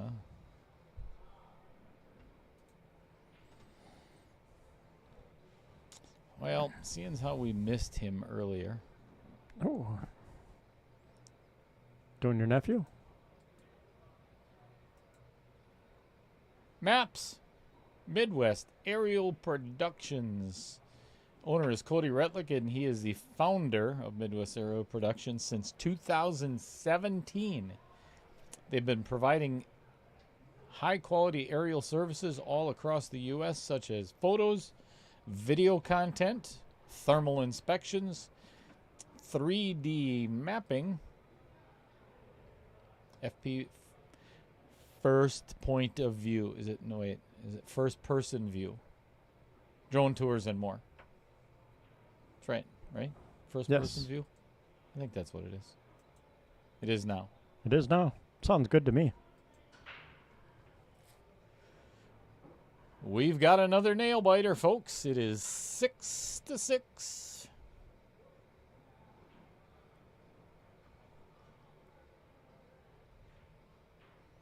Yeah, keeping it close.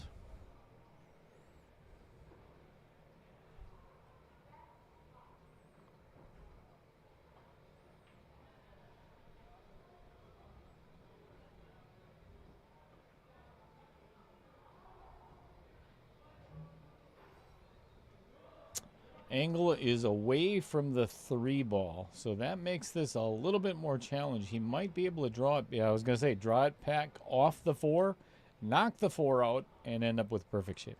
Exactly the way I was thinking. Not. That's a nice angle, though. Get the 4 to the 5.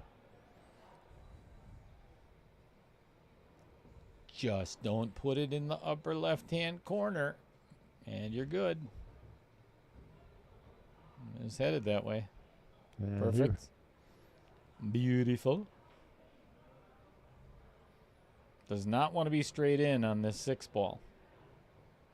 Does not want to be straight in. And he just gave a wry little smile. Like, damn it, I didn't want to get straight in. Oh, nice recovery. Masterfully done.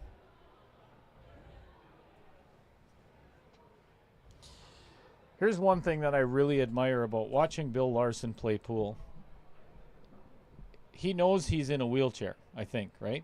I would assume that. All right, so he has to leave himself in positions that make it easier for him to reach. You know, obviously he has his bridge and everything on his wheelchair and everything, but if you notice how he's gotten so adept to getting himself close to the rails. Yep. He's very good at it. This is one of those shots too. Just take what you get, draw exactly.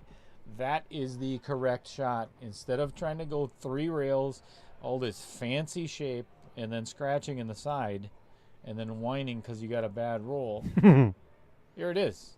You make it simple. It's perfect.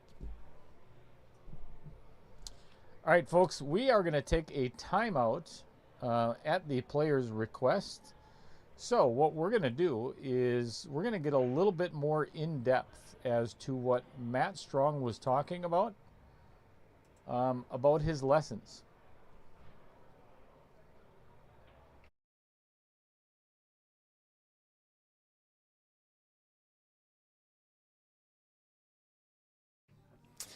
Hello, everyone. This is Little Cheddar with Outer Points Productions. I'm here with Matt Strong, our billiards manager here at the Varsity Club in Oshkosh, Wisconsin. Matt, tell us a little how your lessons work.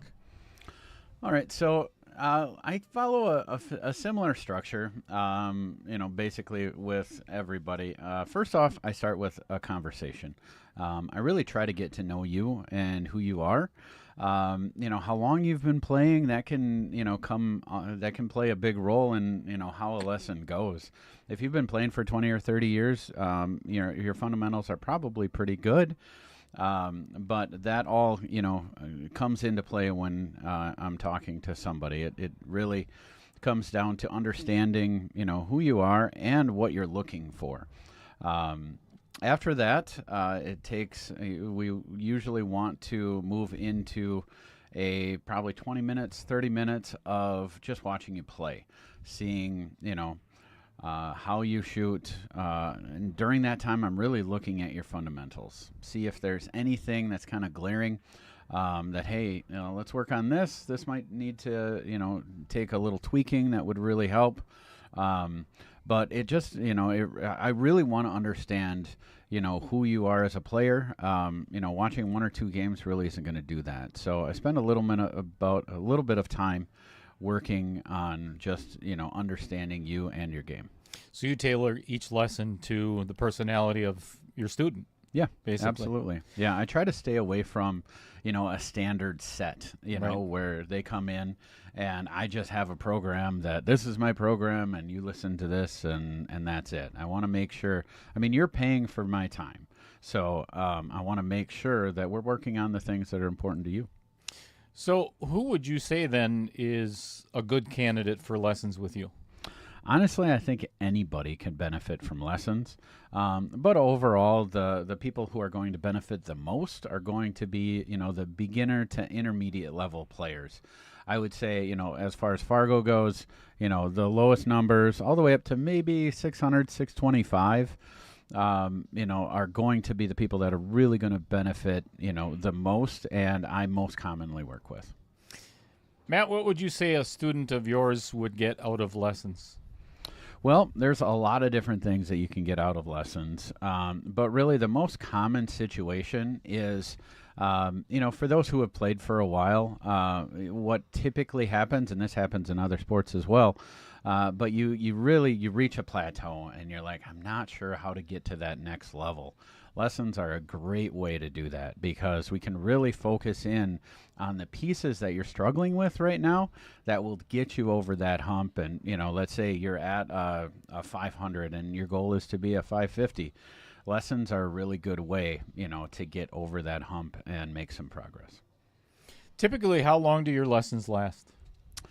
They can be however long as you want. I just charge an hourly rate. So, if you want an 8-hour lesson, I'll do an 8-hour lesson.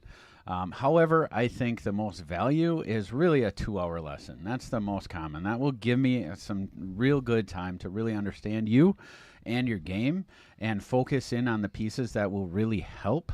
But typically, I don't cover a lot of topics. I'm only going to cover maybe 2-3 things, key things that will really improve your game.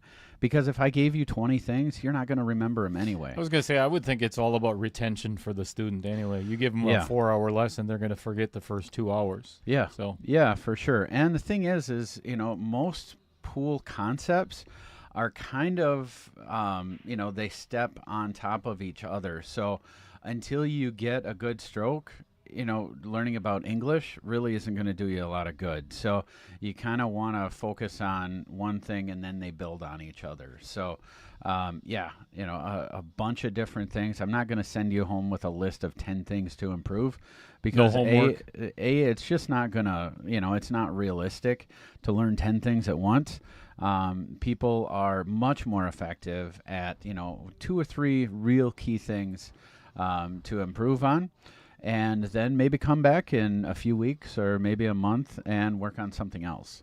But I for that reason, honestly, I don't think it's worth the money to do anything more than a 2-hour lesson. I mean, I'll do it, absolutely. It works out for me just fine. But I think that's when you're going to get the most value. Kind of a personal question. I'm very curious about this myself is why do you teach? I love teaching. I always have. I started teaching when I was in college at our rec center, and it's just something that I really enjoy. I mean, even within jobs that I've had, I've always liked training. I think that there's an art to it, and you really have to not only understand the subject matter. I mean, I've been playing for over 40 years now, but you have to know how to teach. And teaching, the key to teaching is not the words that you say that make sense to you. It's the words that you say that make sense to your student or the person that you're working with. And I think that's where I really excel and I really enjoy that piece. If you're not getting something, I'm not just going to say the same thing over and over again. I'm going to find a different way to explain it to you that it makes sense. You teach someone how they learn, not how you teach. And I think that's kind of something that I've really developed over the years and I really enjoy. For a potential student, why would someone get lessons with you instead of, say, Tyler or Margaret, which, as our house pros? They shouldn't. If you have the opportunity to get a lesson with Tyler or Margaret, absolutely do it. They've dedicated their lives to this game. They're professionals. Get lessons with them. Absolutely.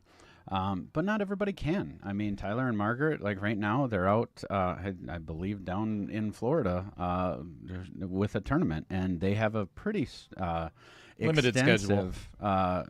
Schedule. So they're not always available. And not everybody has, the finances to be able to afford a lesson from them. So I'm, a less expensive option, and I'm available a lot more than they are. But yeah, I would never say that I'm teaching, better things than they are because they're great. But as far as beginning and intermediate players, we're covering a lot of the same stuff. So I think there's a lot of value in getting a lesson from me as well. Matt, let's talk about your history. Paint a picture of your resume. What does it look like? So I started playing when I was 5. I started competing when I was 11. Basically, I've been playing for a little over 40 years now. I played in college a ton, and that's when I started teaching. So I've actually been teaching for over 20 years now as well. And it really is a passion of mine, and I've taught a ton of lessons. I've spent thousands and thousands of hours working with people. I've done group settings, but really where I enjoy lessons are the one-on-one individual type settings. And so it's something that I've developed over the years. I think I'm pretty good at it. I've gotten a lot of good feedback from working with people, and it's also fun to really get invested in the players that I work with. I mean, I've got so many people that I've worked with in the state now that I can go to tournaments and I can, it's just fun, knowing that much more about the players that I've worked with and developing a relationship with them. Fun to watch had them a lot of excel. good friends. Yeah. Absolutely. After a lesson. Yeah, it's a lot of times I'm as proud or more proud of their accomplishments than I am of my own, because Sure. it's fun to, just to be a part of that. And you really do become invested in the people that you work with. Would that be your specialty? I mean, the one-on-one students. Yeah, I definitely do prefer the one-on-one lessons. But overall, as far as different topics within the game, breaking is definitely my specialty. It's something that I'm obsessed with as a player. I've spent decades, literally decades of my life trying to perfect the break. Am I perfect at it? No, but I do know quite a bit about it. Just because I've spent so much time with it. And I know that within the game of pool, once you get to a certain level, so much of who wins that match is who breaks better. Most important shot of any game, Yeah. my opinion. Yeah, and it's just something that I'm super passionate about and I really love working on. What do you charge for your lessons, Matt? I charge $50 an hour. I know a lot of people. It's always surprised me how most people keep that secretive, but I don't. I charge $50 an hour. We can work on whatever you want, and it's just a flat rate. So do you have like gift certificates or anything, or could somebody purchase lessons to give to their husband or their wife, or? Yeah, absolutely. It's a great option. If you've got somebody, like right now, if you're on the stream and you're watching a friend or family member, a gift card's a great way to offer, a present to, we're coming up on Christmas here, or any time of the year. It really doesn't matter. Lessons are a great option for a gift because, especially if you're here watching someone, if they're playing in this tournament, they take the game seriously, and they would probably really enjoy a lesson. Awesome. Well, thank you very much, Matt. I appreciate it. Yeah, and thanks, best of luck. And we're going to get back to our match. Sounds good.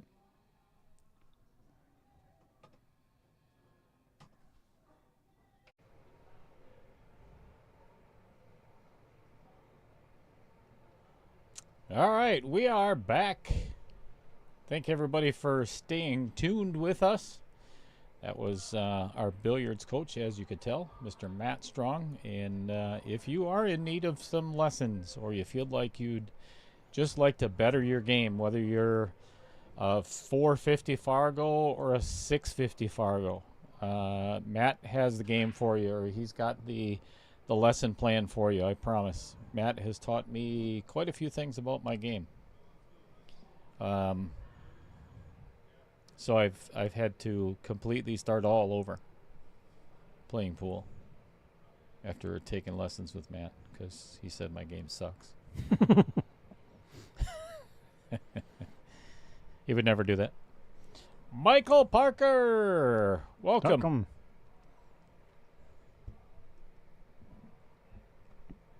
Saying, let's go, Bill. Oh, Anthony Sadlin coming in, making a funny. Said Bill is about to take a stand here. Huh.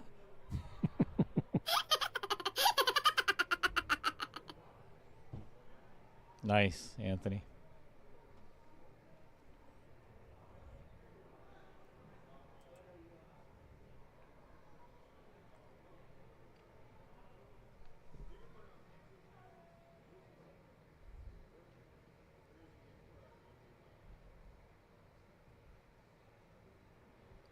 Almost. Oops. Yeah.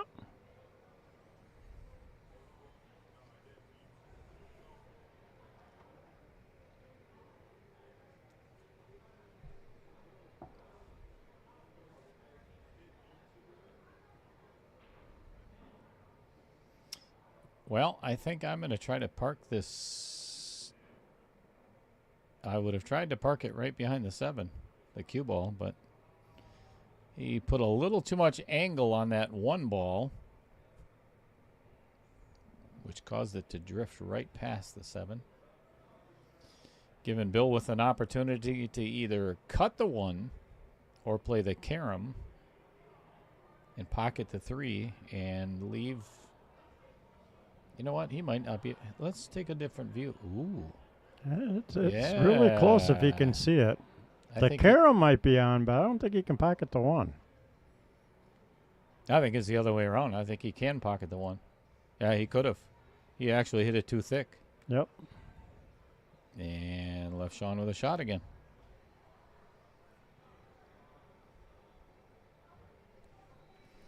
So if I'm on anybody's Christmas list out there, Uh-oh. you see this camera view? It's the only thing that I can do with it. It's zoom in or zoom out. It's only $700. If you'd like to, make a donation to Outer Points Productions, I'm going to replace that camera. Oh, this is going to be another fortunate roll. All kinds of them in this game. Yep. Well, now the rack is pretty wide open. Except for being able to see the 1 ball. Well, and there's that. And that's,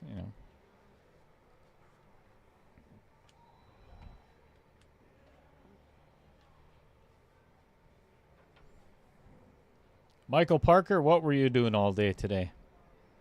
I bet he was hunting. Oh, I bet he was fishing. Fishing?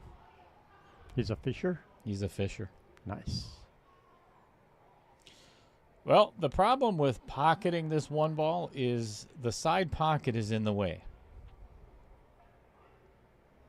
He can easily get a hit on the 1, but I don't think he can shorten this enough to actually play the 1 ball, to hit it thin enough. He'd have to aim right on that outer point. Right. Right there. Yep. There's the hit.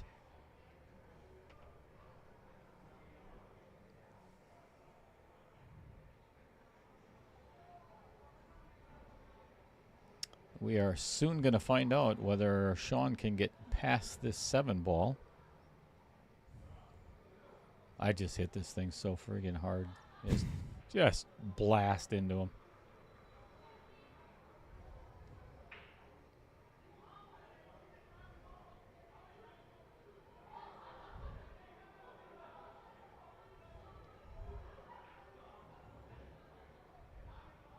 Sometimes you just got to do that. Yeah. You know?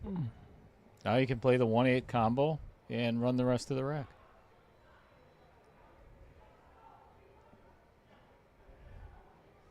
If hit properly, that 1's going to stay right there. If you can get the cue ball in the exact same position that it is now, or very close to it, I think he'll be well on his way. Michael says he was fishing this morning, hunting this afternoon, and didn't get nothing.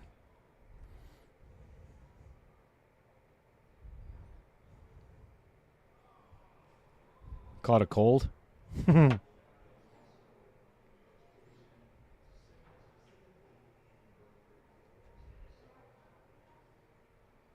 going to go out on a limb. 8-ball corner pocket. Oh, my gosh. Good call. So good at this. Well, now, this brings in the 4-ball into play and the side pocket over by the right-hand side. This is going to be right behind the 4. Yep.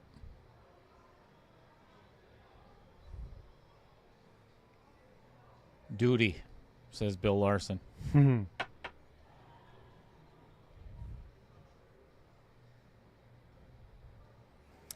Chris Green, I think we should find out how many new subscribers we got for this free Sunday.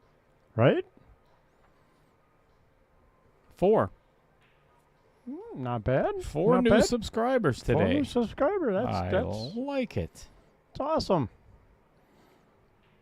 Now you people need to like and share also. Share the stream. Get Yeah. your friends. You know what? Even if we got 4 more, that would be double what we had previously. I told you, I such a math whiz. Look at this. Look at this.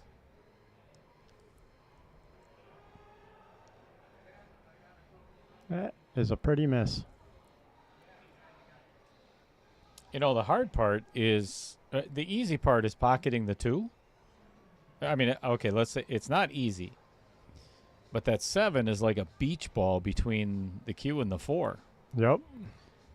So he may be able to pocket it, but man, there is a lot of traffic in the way. Yeah, to see you get a good leave on the 4. Heather Green just said she liked it and shared it. Thank you, honey. Oh, I'm sorry, Chris. Okay. See, it was very difficult pocketing the 2.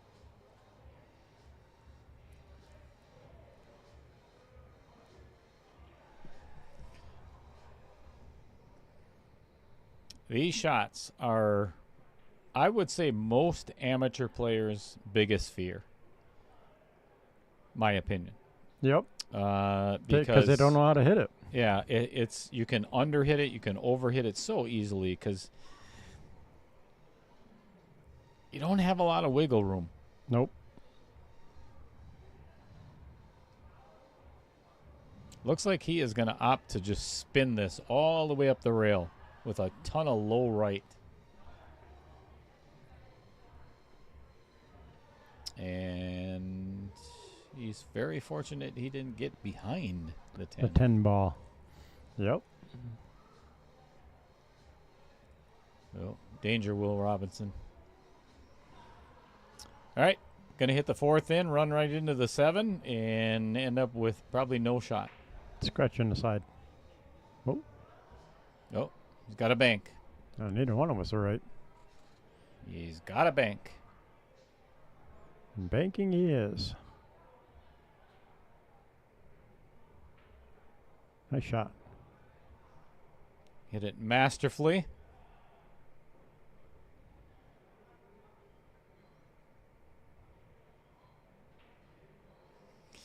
It looks like Shaun has come back from break with a kind of a different rhythm to his game.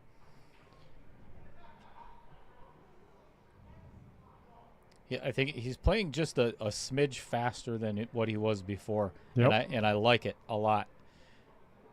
We talk about it all the time on the stream. You know that when you're over the ball too off or for too long, negative thoughts start creeping in your brain, and if you know how to play pool, get up and hit it.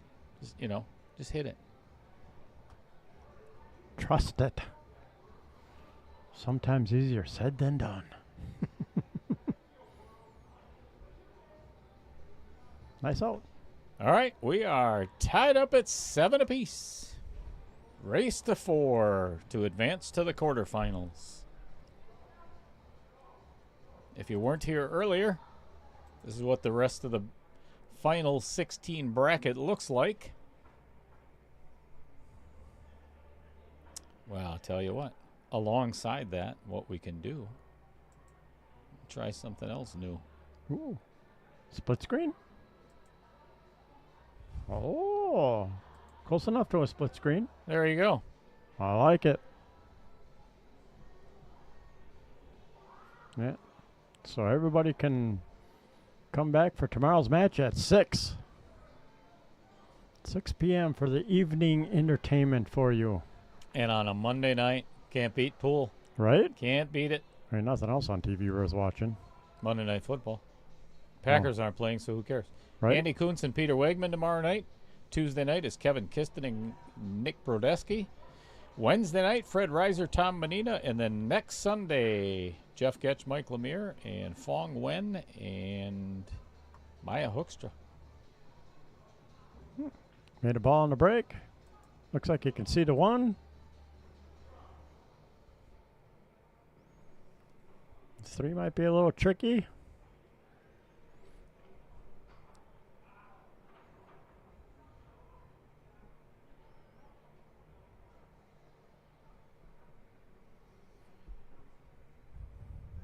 Heather, did you stub your toe? Do you run into the coffee table? You step on a Lego? No, I think she was saying ouch on one of the shots. Oh, all right, fair. That's fair. Nope, I am not much of a football play watcher. Is that English? What language were you? What grammar was? Draw it straight back right into the 9.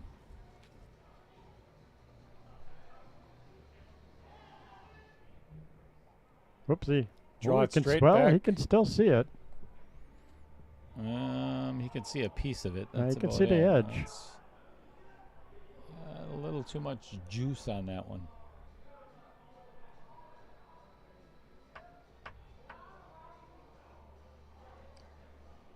You don't even watch the Packers? If I'm bored, maybe. Wow.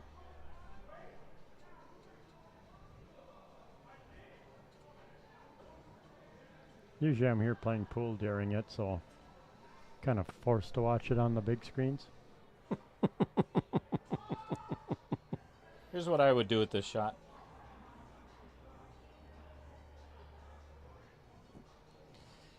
Kick at it. Kick at it. Here's the reason why. If you end up making the 9 ball, or even if you miss the 9 ball, the 3 ball is going to go up table towards the 6 if it does pocket the 9. So it's almost a two-way shot where you could get very fortunate, or you could end up being safe. But I don't think he's going to lose. Where's the replay? Crap.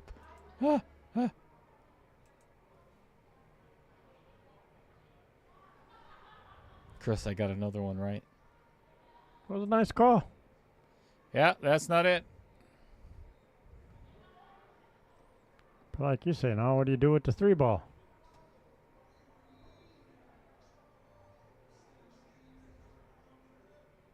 Well, now you can play safe. Remember what I said before. All right, this is the perfect shot, I guarantee it. Bank the 3, or actually here.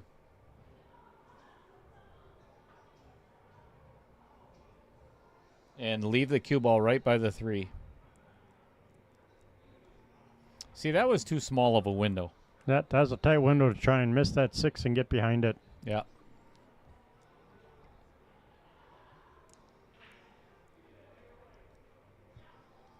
I mean, very doable, but you really got to know how to hit thin on your object ball. Get that cue to go exactly where you want it. Ooh. Oh my goodness.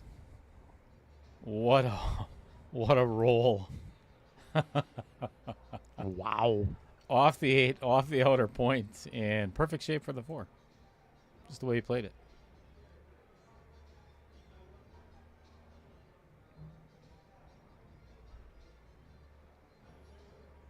It's tightening up, folks.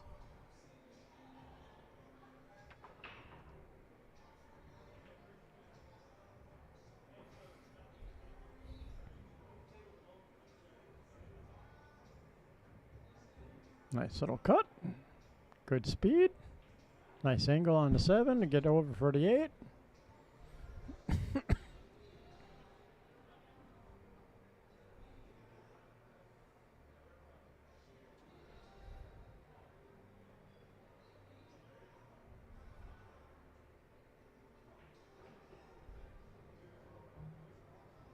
Beautifully struck. Yep. Now it's just a stop shot.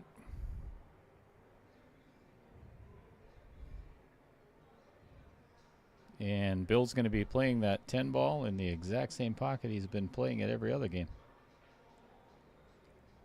Nice shot.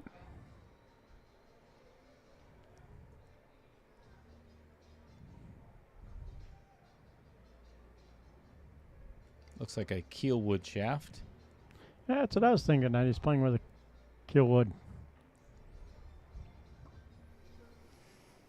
8-7 in favor of Bill Larson. Let's talk about somebody. Okay. Who are we talking about? Not sure yet. Okay. Pick that one. Third one from the left. No, we just talked about Matt Strong. Oh.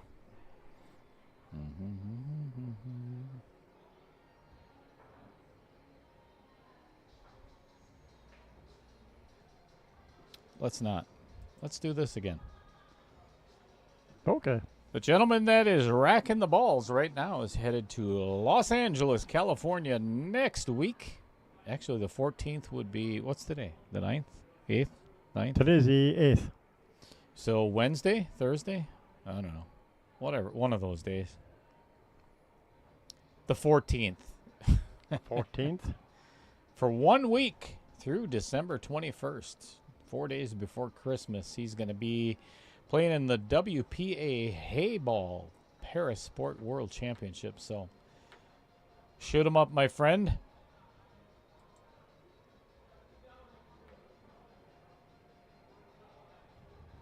And I hope they're streaming that. I don't see a streamer on there. I think they should fly me out there to do it. Right? I'm in. You want to go to California? Sure. I would. I mean, they got a $80,000 prize pool. I think they could give me at least 20 grand. Okay, that might be a little excessive. 19. I'd be happy with a free flight and a free hotel room and meals. Me too.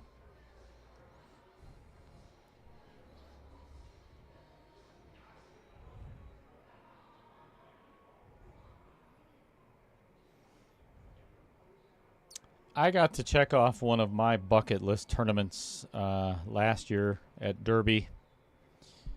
Streamed just about every pro that was in the event and had a blast. Interviewing Josh Filler. Just an all-around great time. And if I ever do it again, it wouldn't bother me if I never went back. Although it was a good time, I'm always, that been there, done that. This time, I would go just to watch. Yeah, I've never been to Derby City yet. Like to go to it once. It was a fun event. But streaming was a lot of work, a lot of hours. I bet. Very little pay.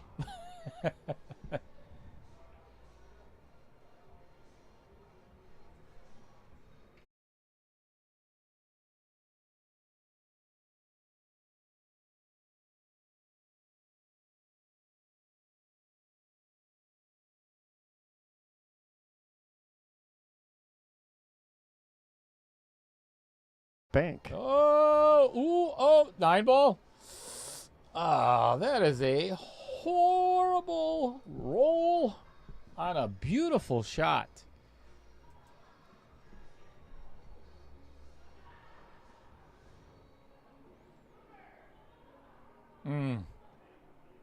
What a shame. Yep.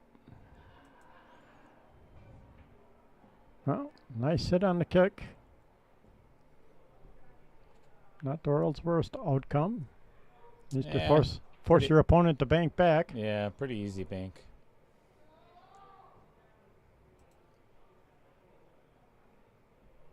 And simple shape too.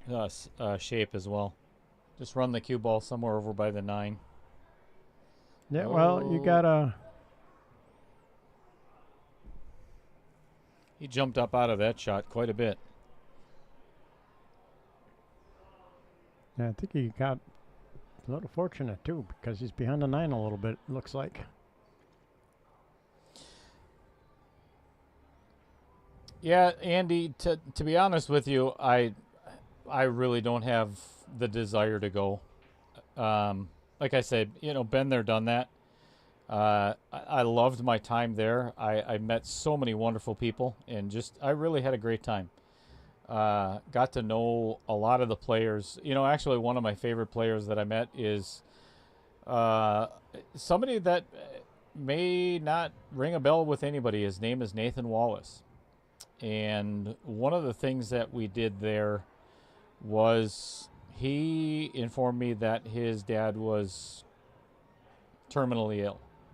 And his dream was to have his dad see him play at Derby. So Josh Filler, he had to play against Josh Filler. And at that time, Josh was number 1 in the world. So I had Josh, that's why I did the interview with Josh. I asked Josh Filler to come into the booth and do a little interview for Nathan's dad. So we put it on a thumb drive and gave it to Nathan to show his dad. Because we are not allowed to stream live, we could only record it. And then it went on to the Inside Pool Magazine channel first, and then on to Outer Point Streaming. But it was truly, I would say, the most fulfilling part of being at Derby was giving Nathan that thumb drive for his dad. Very cool. Yeah, and then I believe his dad passed away in April or May. So when I seen Nathan put it on, I became friends with Nathan on Facebook, and I sent him a private message.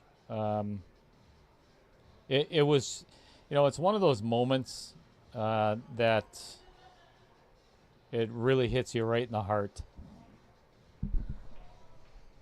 And in all seriousness, that, the streaming, being around all the pros, that's definitely a great part of it. But I got the most enjoyment out of doing that.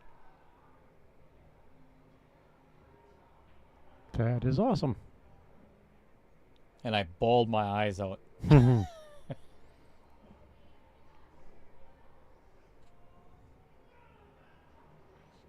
Good Nice shot. little save. Yep. Good shot.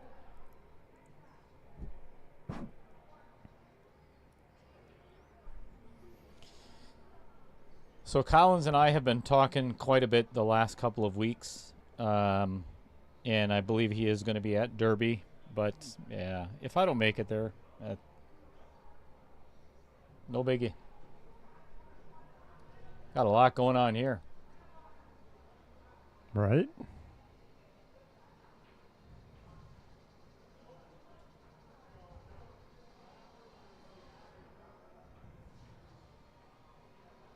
A nice hit. And fortunate roll, I think. Oh, yeah. Oh, yeah. Good things happen when you make a hit sometimes.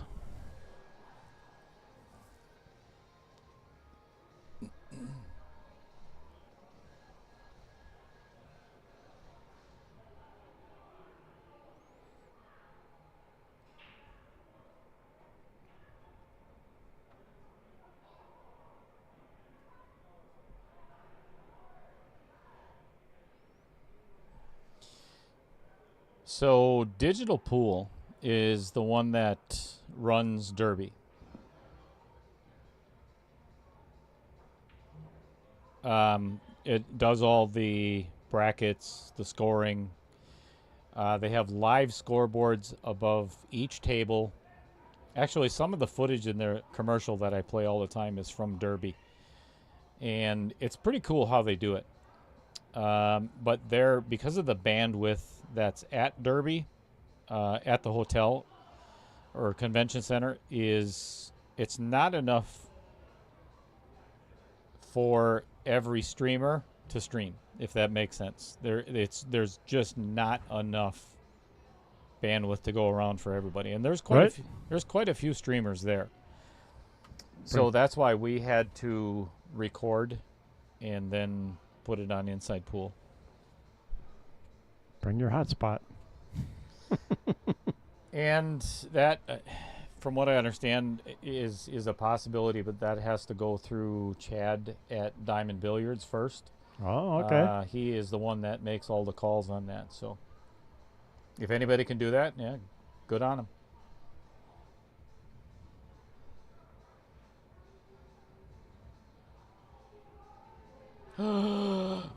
Oh my gosh, this is exactly what happened in the last match. Yep. Peter Sorsey did the exact same thing on the 6-ball. Yep. Into the side. Didn't account for that deflection correctly and followed it straight in. Yep. And that would have been to take out Bill Sorensen, too. I think he was on the hill at that, or Yep. would have gotten to the hill on that game. Yeah, one of the two. Yep. Race to 3, folks.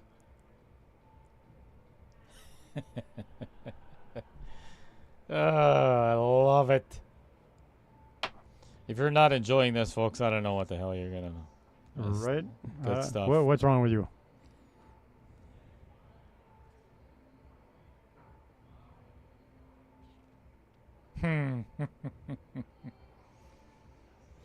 Shelley Parker, you just brought up a really fond memory. So back when I was at Mad Apple, this is a fun story. So anybody that knows Michael and Shelley Parker, their son Hunter, has challenges in his life. We'll just leave it at that. If you don't know, then you don't know. And it takes its toll on Michael and Shelley at times, but they love them just the same. But their son Hunter is probably the biggest fan of Shrek. So on Hunter's birthday, myself, Kendall, Brian Hollenbeck, Mason, we did a little video clip in the back room of Mad Apple. I wish I had access to that because it was so much fun. But we did a little video for Hunter that was Shrek themed, and we put Shrek on the stream or on the video and everything else. That was so much fun. Those are the moments that you really cherish. There's an oopsie on a object ball in the combination control. Yeah, he needed to hit that straight on full. Caught it too thin, and two ball took off.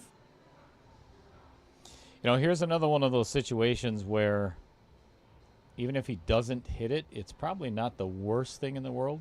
Yeah, Yep. like that. Intentional ball in hand. Because what are you going to do? Well, Bill, because 3-foul rule is in effect. So it's not a really difficult safe for Bill.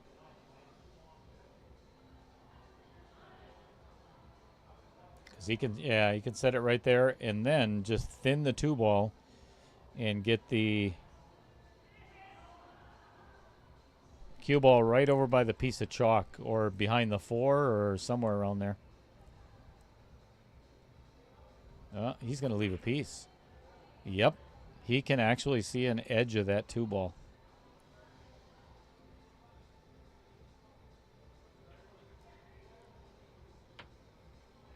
You're very welcome for that, Shelley. That was a lot of fun.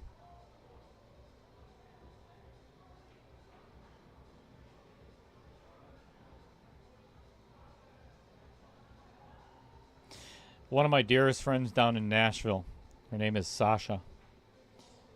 And, oh my gosh, look at that. Hanging in the jaws of the Vincent Didio Memorial Pocket. So my friend Sasha, every time, so we used to work together at Wyndham on their sales force for timeshare. Worst job I've ever had in my entire life. But anyway, her favorite saying after work is, let's go make a memory. That was it. You know, whether we were going dancing, whether we were going to a bar, whatever we were going to do, it was always, let's go make a memory. You know, and it's stuff like with Nathan Wallace and Hunter Parker. It's all about creating a memory.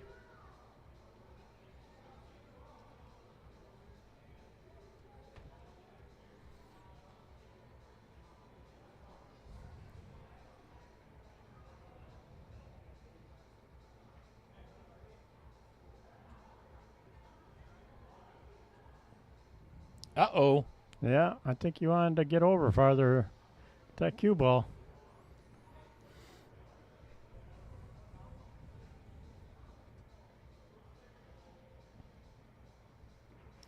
This one I would try to get to the other side.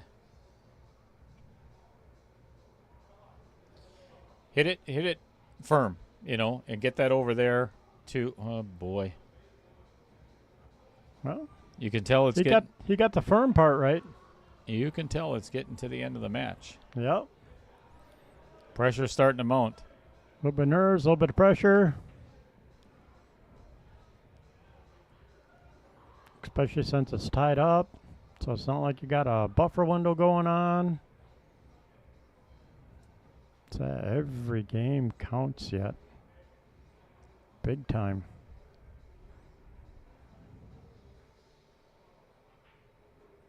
Good shot. Forced draw. You see how the cue ball kind of goes forward just a little bit, and then the draw takes. And that's what pulls it to the left.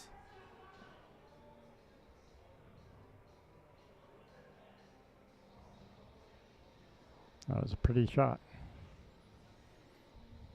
7-8 combo is not too difficult. It's a matter of where that 7 ball is going to go after the 8 falls.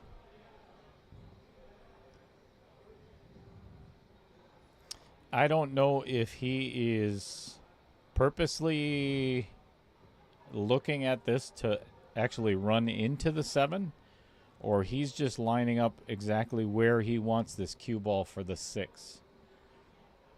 Personally, I mean, I'd like to be... I'm thinking he's trying to line up where he wants to be for the 6 ball, yep. Or to leave after the 6. Right there is where I want that cue ball.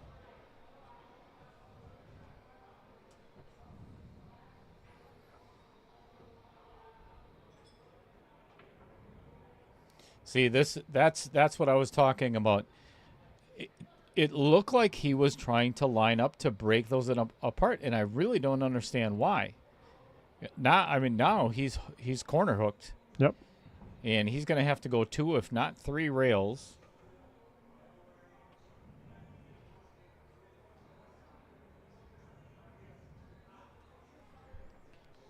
To get at this 6 ball. I mean, that shot just boggled my mind. Maybe he can see a piece of it. Nope. Nope. That is probably going to cost Bill at least this game. Agreed. And again, we're nearing the end of the match, so... Yeah, you don't want to give it away now. And yeah, I agree with you, Dale. I think that was a bad decision trying to break that up. Yeah, it just didn't make any sense.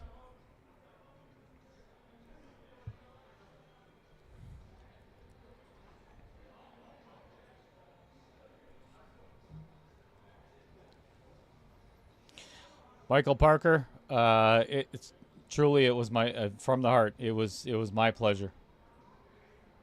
You're very welcome.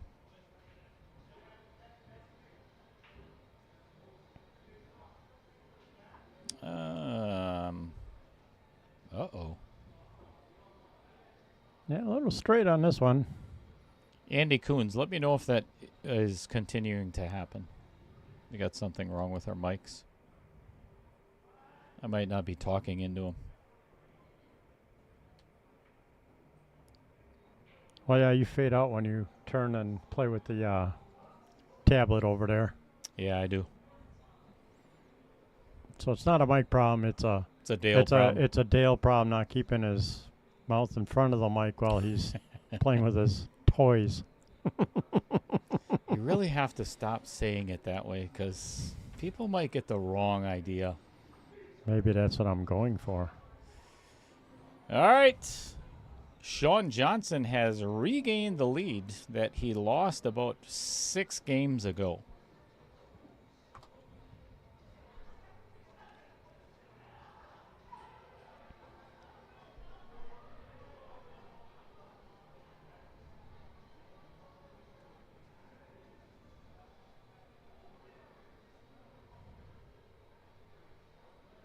You know, Chris, it's funny how these KO matches have become. It's either a complete blowout where one of the players just Right, catches the gear and just Yeah. annihilates the other person. or They're it's hill, or 1 or 2 games apart. two matches today where this is on the road to Hill.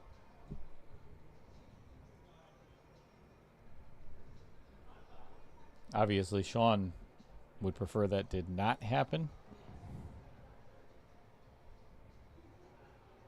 Right?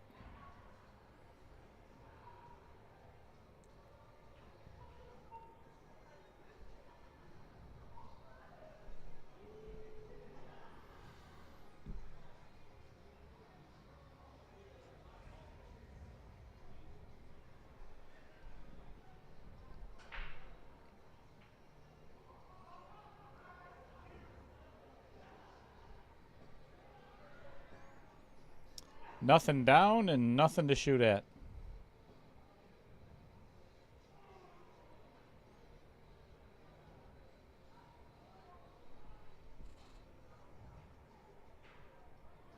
I'm not even sure if Bill Larson can squeeze through that.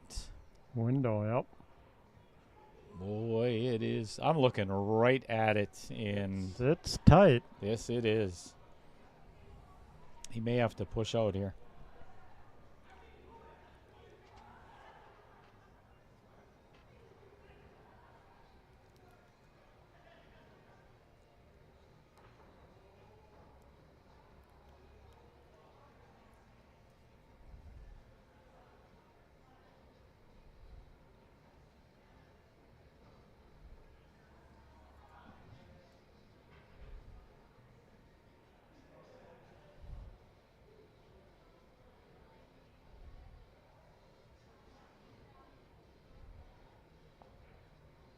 Oh, clean hit.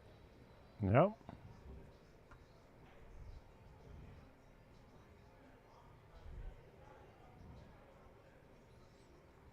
Well, because the 3 went in and was not called, as by rule, It is the option.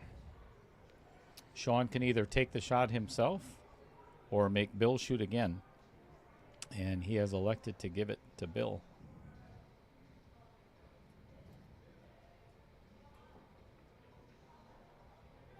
And almost made it in the pocket he called and got safe. Yep. Like Chris Green said before, good things can happen when you can make a good hit.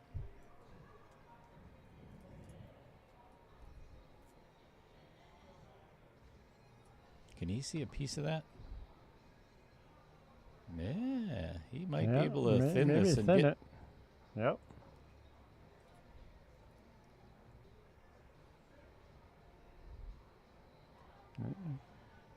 Didn't really leave him with an open shot. Nope. Plus he's over to 7.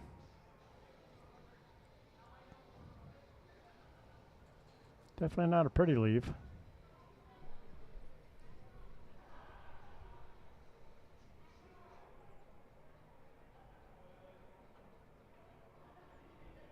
What? How in the world does that go through?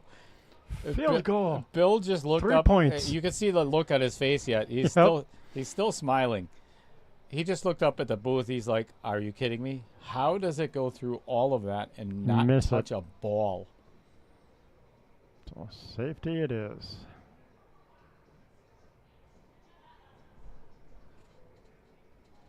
Well, left a piece of it to hit. I think I might be going out to watch this too.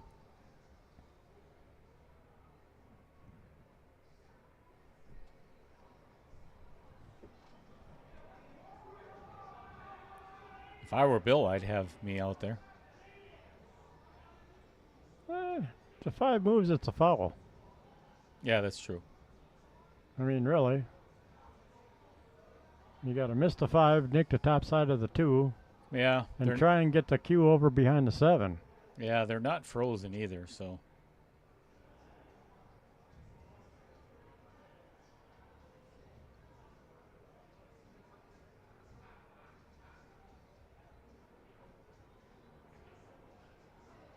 Beauty. Wow, that turned out really nice. He does have a clear shot on the 2.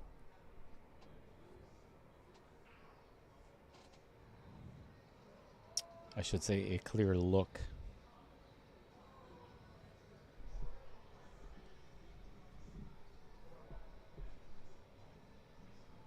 Bill's calling the 4, banking the 2.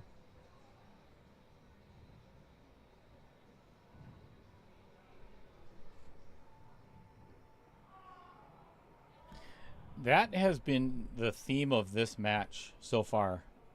My opinion, their safeties are Horrible. not good. The speed control is off. The angle of attack is off.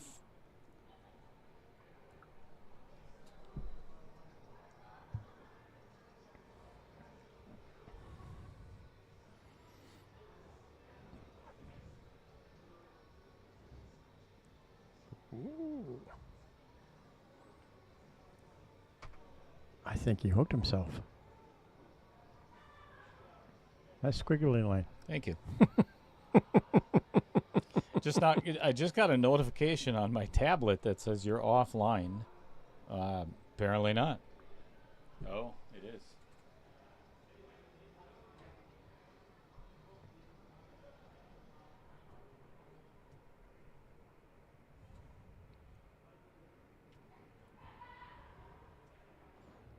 Nice shot on the 4. Definitely a nice long tester shot on the 5. I think he was hoping to run into the 5. Yep.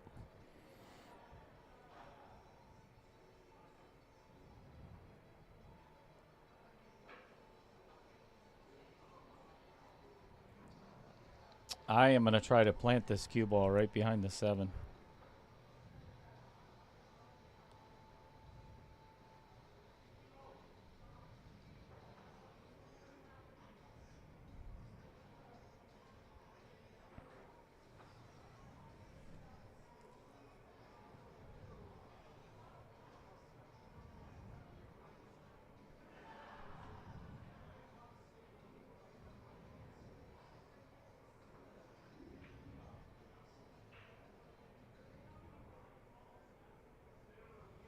Did he call the 7? He might have called the 7. That's For that, I would have tried to bank the 5. no doubt. That would have been a lot easier than trying to carry him into the 7 off of that shot. Yeah, that's what he was trying to do. Yeah, too many ugly things can happen there. And it did for Bill. Cue ball somewhere by the 10. Yeah. Cross-side on the 5. Not cross-eyed. Cross-side. Something like that. Something like that.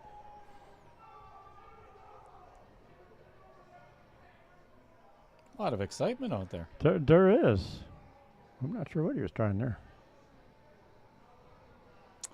He's setting up Did Bill it? for the 5-7 combo. I think that was the plan.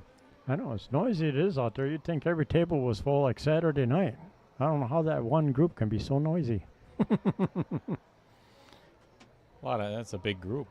Well, yeah, but still.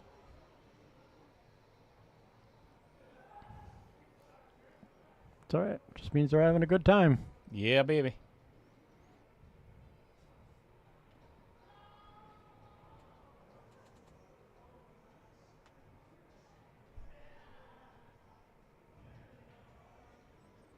Five, 7 combination. Don't want to be on the rail. He's on the rail. Well, now it's just pocket the 5 and take what you get. Yep.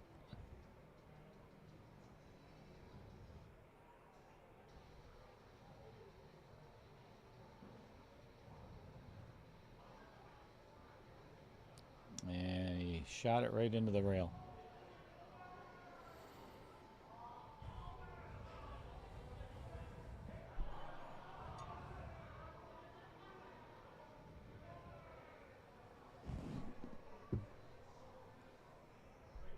The pressure is mounting. Yep.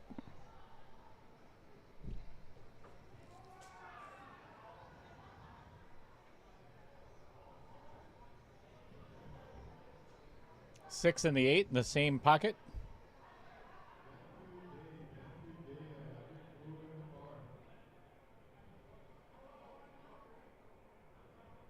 I don't like this long bridge.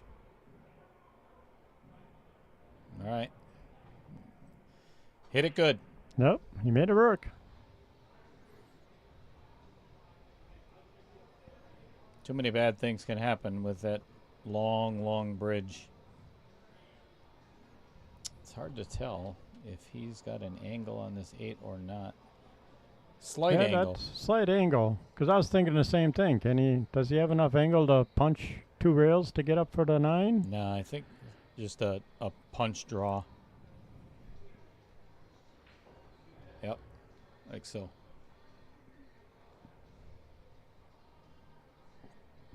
Here's a fun one. Right? The biggest worry for Shaun right now He's scratching in the corner pocket. is that little gem right there. Let's see how close it gets.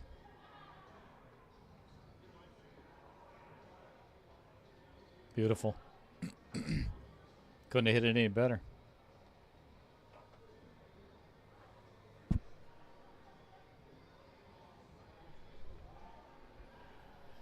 On the hill.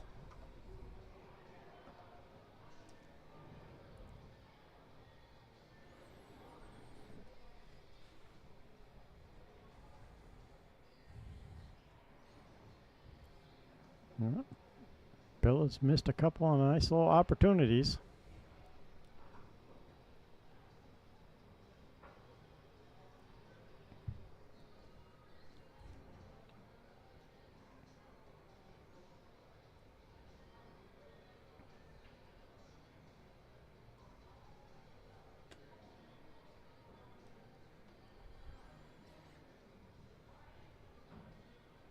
Yeah, it's like talking with Chad Powell after the first match earlier today. You know, he was the first one to admit, he's like, I've got nobody to blame but myself. Yep. And I think Bill is starting to feel the same way. Shaun taking a huge, huge deep breath before this break. And I don't blame him.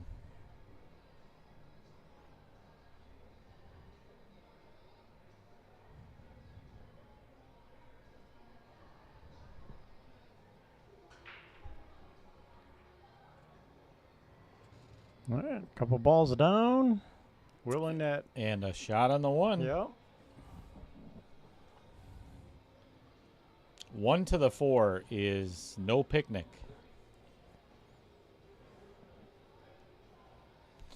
I think I would elect to go right between the 6 and the 9 and play the 4-10 combo because it is wired.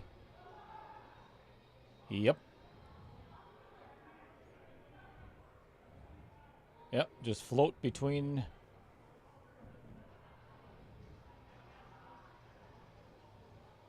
Come off the rail and right there.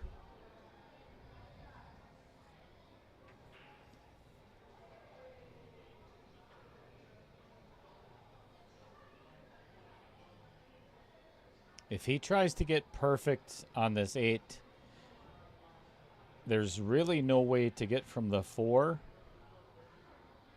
Oh, that'll work. Now, here's the thing. Shaun has to be very mindful of A, where the 4 is going, and where the spot is. Yep. Because if he makes this 10 ball, it is not a win. So the 10 ball has to come back up. So he has to be very wary of where that 10, or where the cue ball and the 4 ball is going to end up. That it does not get into play after the 10 gets spotted. And it doesn't matter because he missed it. Nope.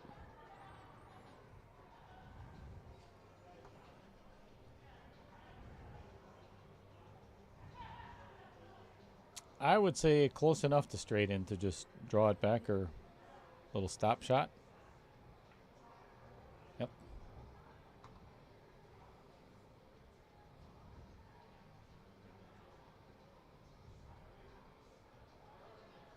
This is touchy because he does not want a big angle on this 6 ball next. Not horrible. Yeah, I think he's going to have to go 2 rails and across. It's a little bit of a steep enough angle. Yep. He's going to want to try to get the cue ball right back where the 6 is now. Yep. Agreed. I wouldn't try and hold it. I would like you say. Power through actually, it. That's not horrible either, I guess, because now you can come around 2 rails for the 8, get around that 9-10.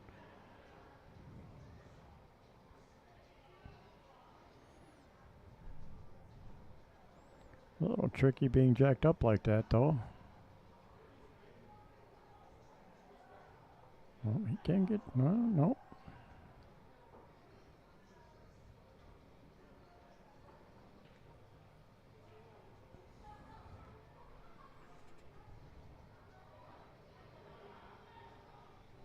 All right, so he's going high, which means he probably wants to put a little bit of a...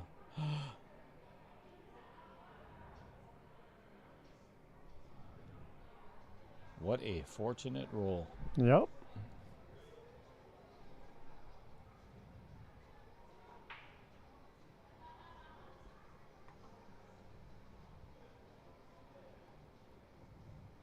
I'm going to try to kick this in for the win. I'm jumping. No. Ah. That's too far of a jump. You don't have to jump all the way to hit the 7. You just got to jump high enough to get over the 10 ball. And land just past it. I think the cue ball ends up bouncing once and then right off the table. I like this shot.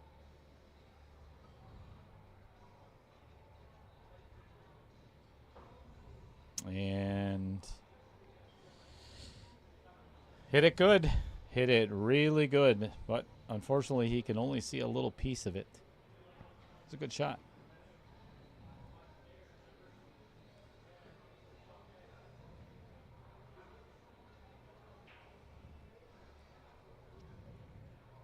That probably would have happened with a jump shot, too. Yeah, probably.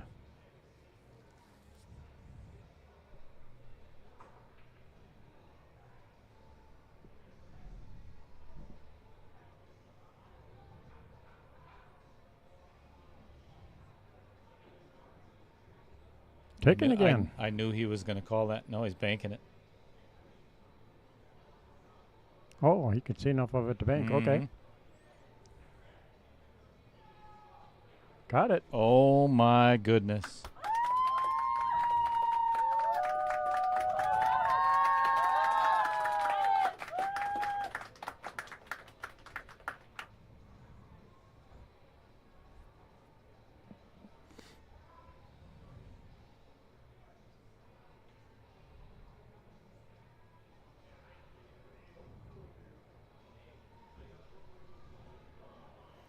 All right, this thin cut on the 10 ball to advance to the quarterfinals.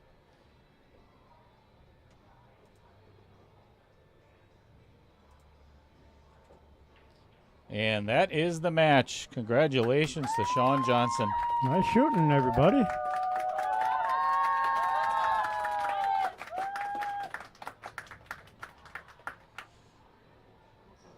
Well, I don't know about you, Chris, but this has been one hell of a day for pool. Yes, it has. I mean, close, tight matches, so, you know, both players are feeling the pressure the whole way through. Definitely nothing easy. No. And again, you know, Chad and no, it wasn't Chad. Who played in the first match? I can't even remember. It's been so long. Dear Lord. Bill Swanson and Peter. Peter Sorsey going hill. Peter had his opportunity to finish it and unfortunately faltered in the end. But, you know, like what we were talking with Peter after the match, he should really be proud of himself for how he shot.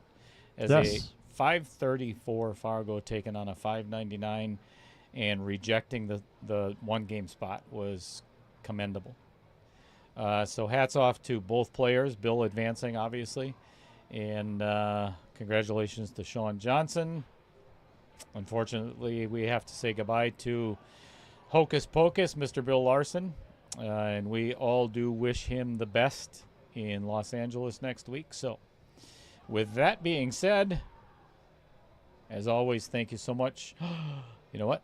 What? I didn't add my new sponsor to this screen yet, Mr. Miller. We got to get his logo and name on there as well. I'm running out of room. That's not a bad problem to have. Right? Amen to that.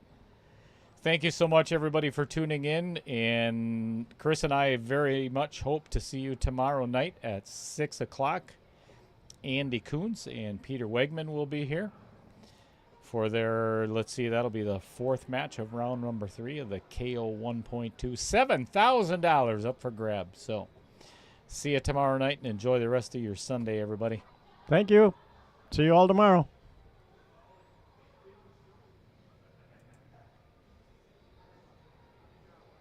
And that's a wrap.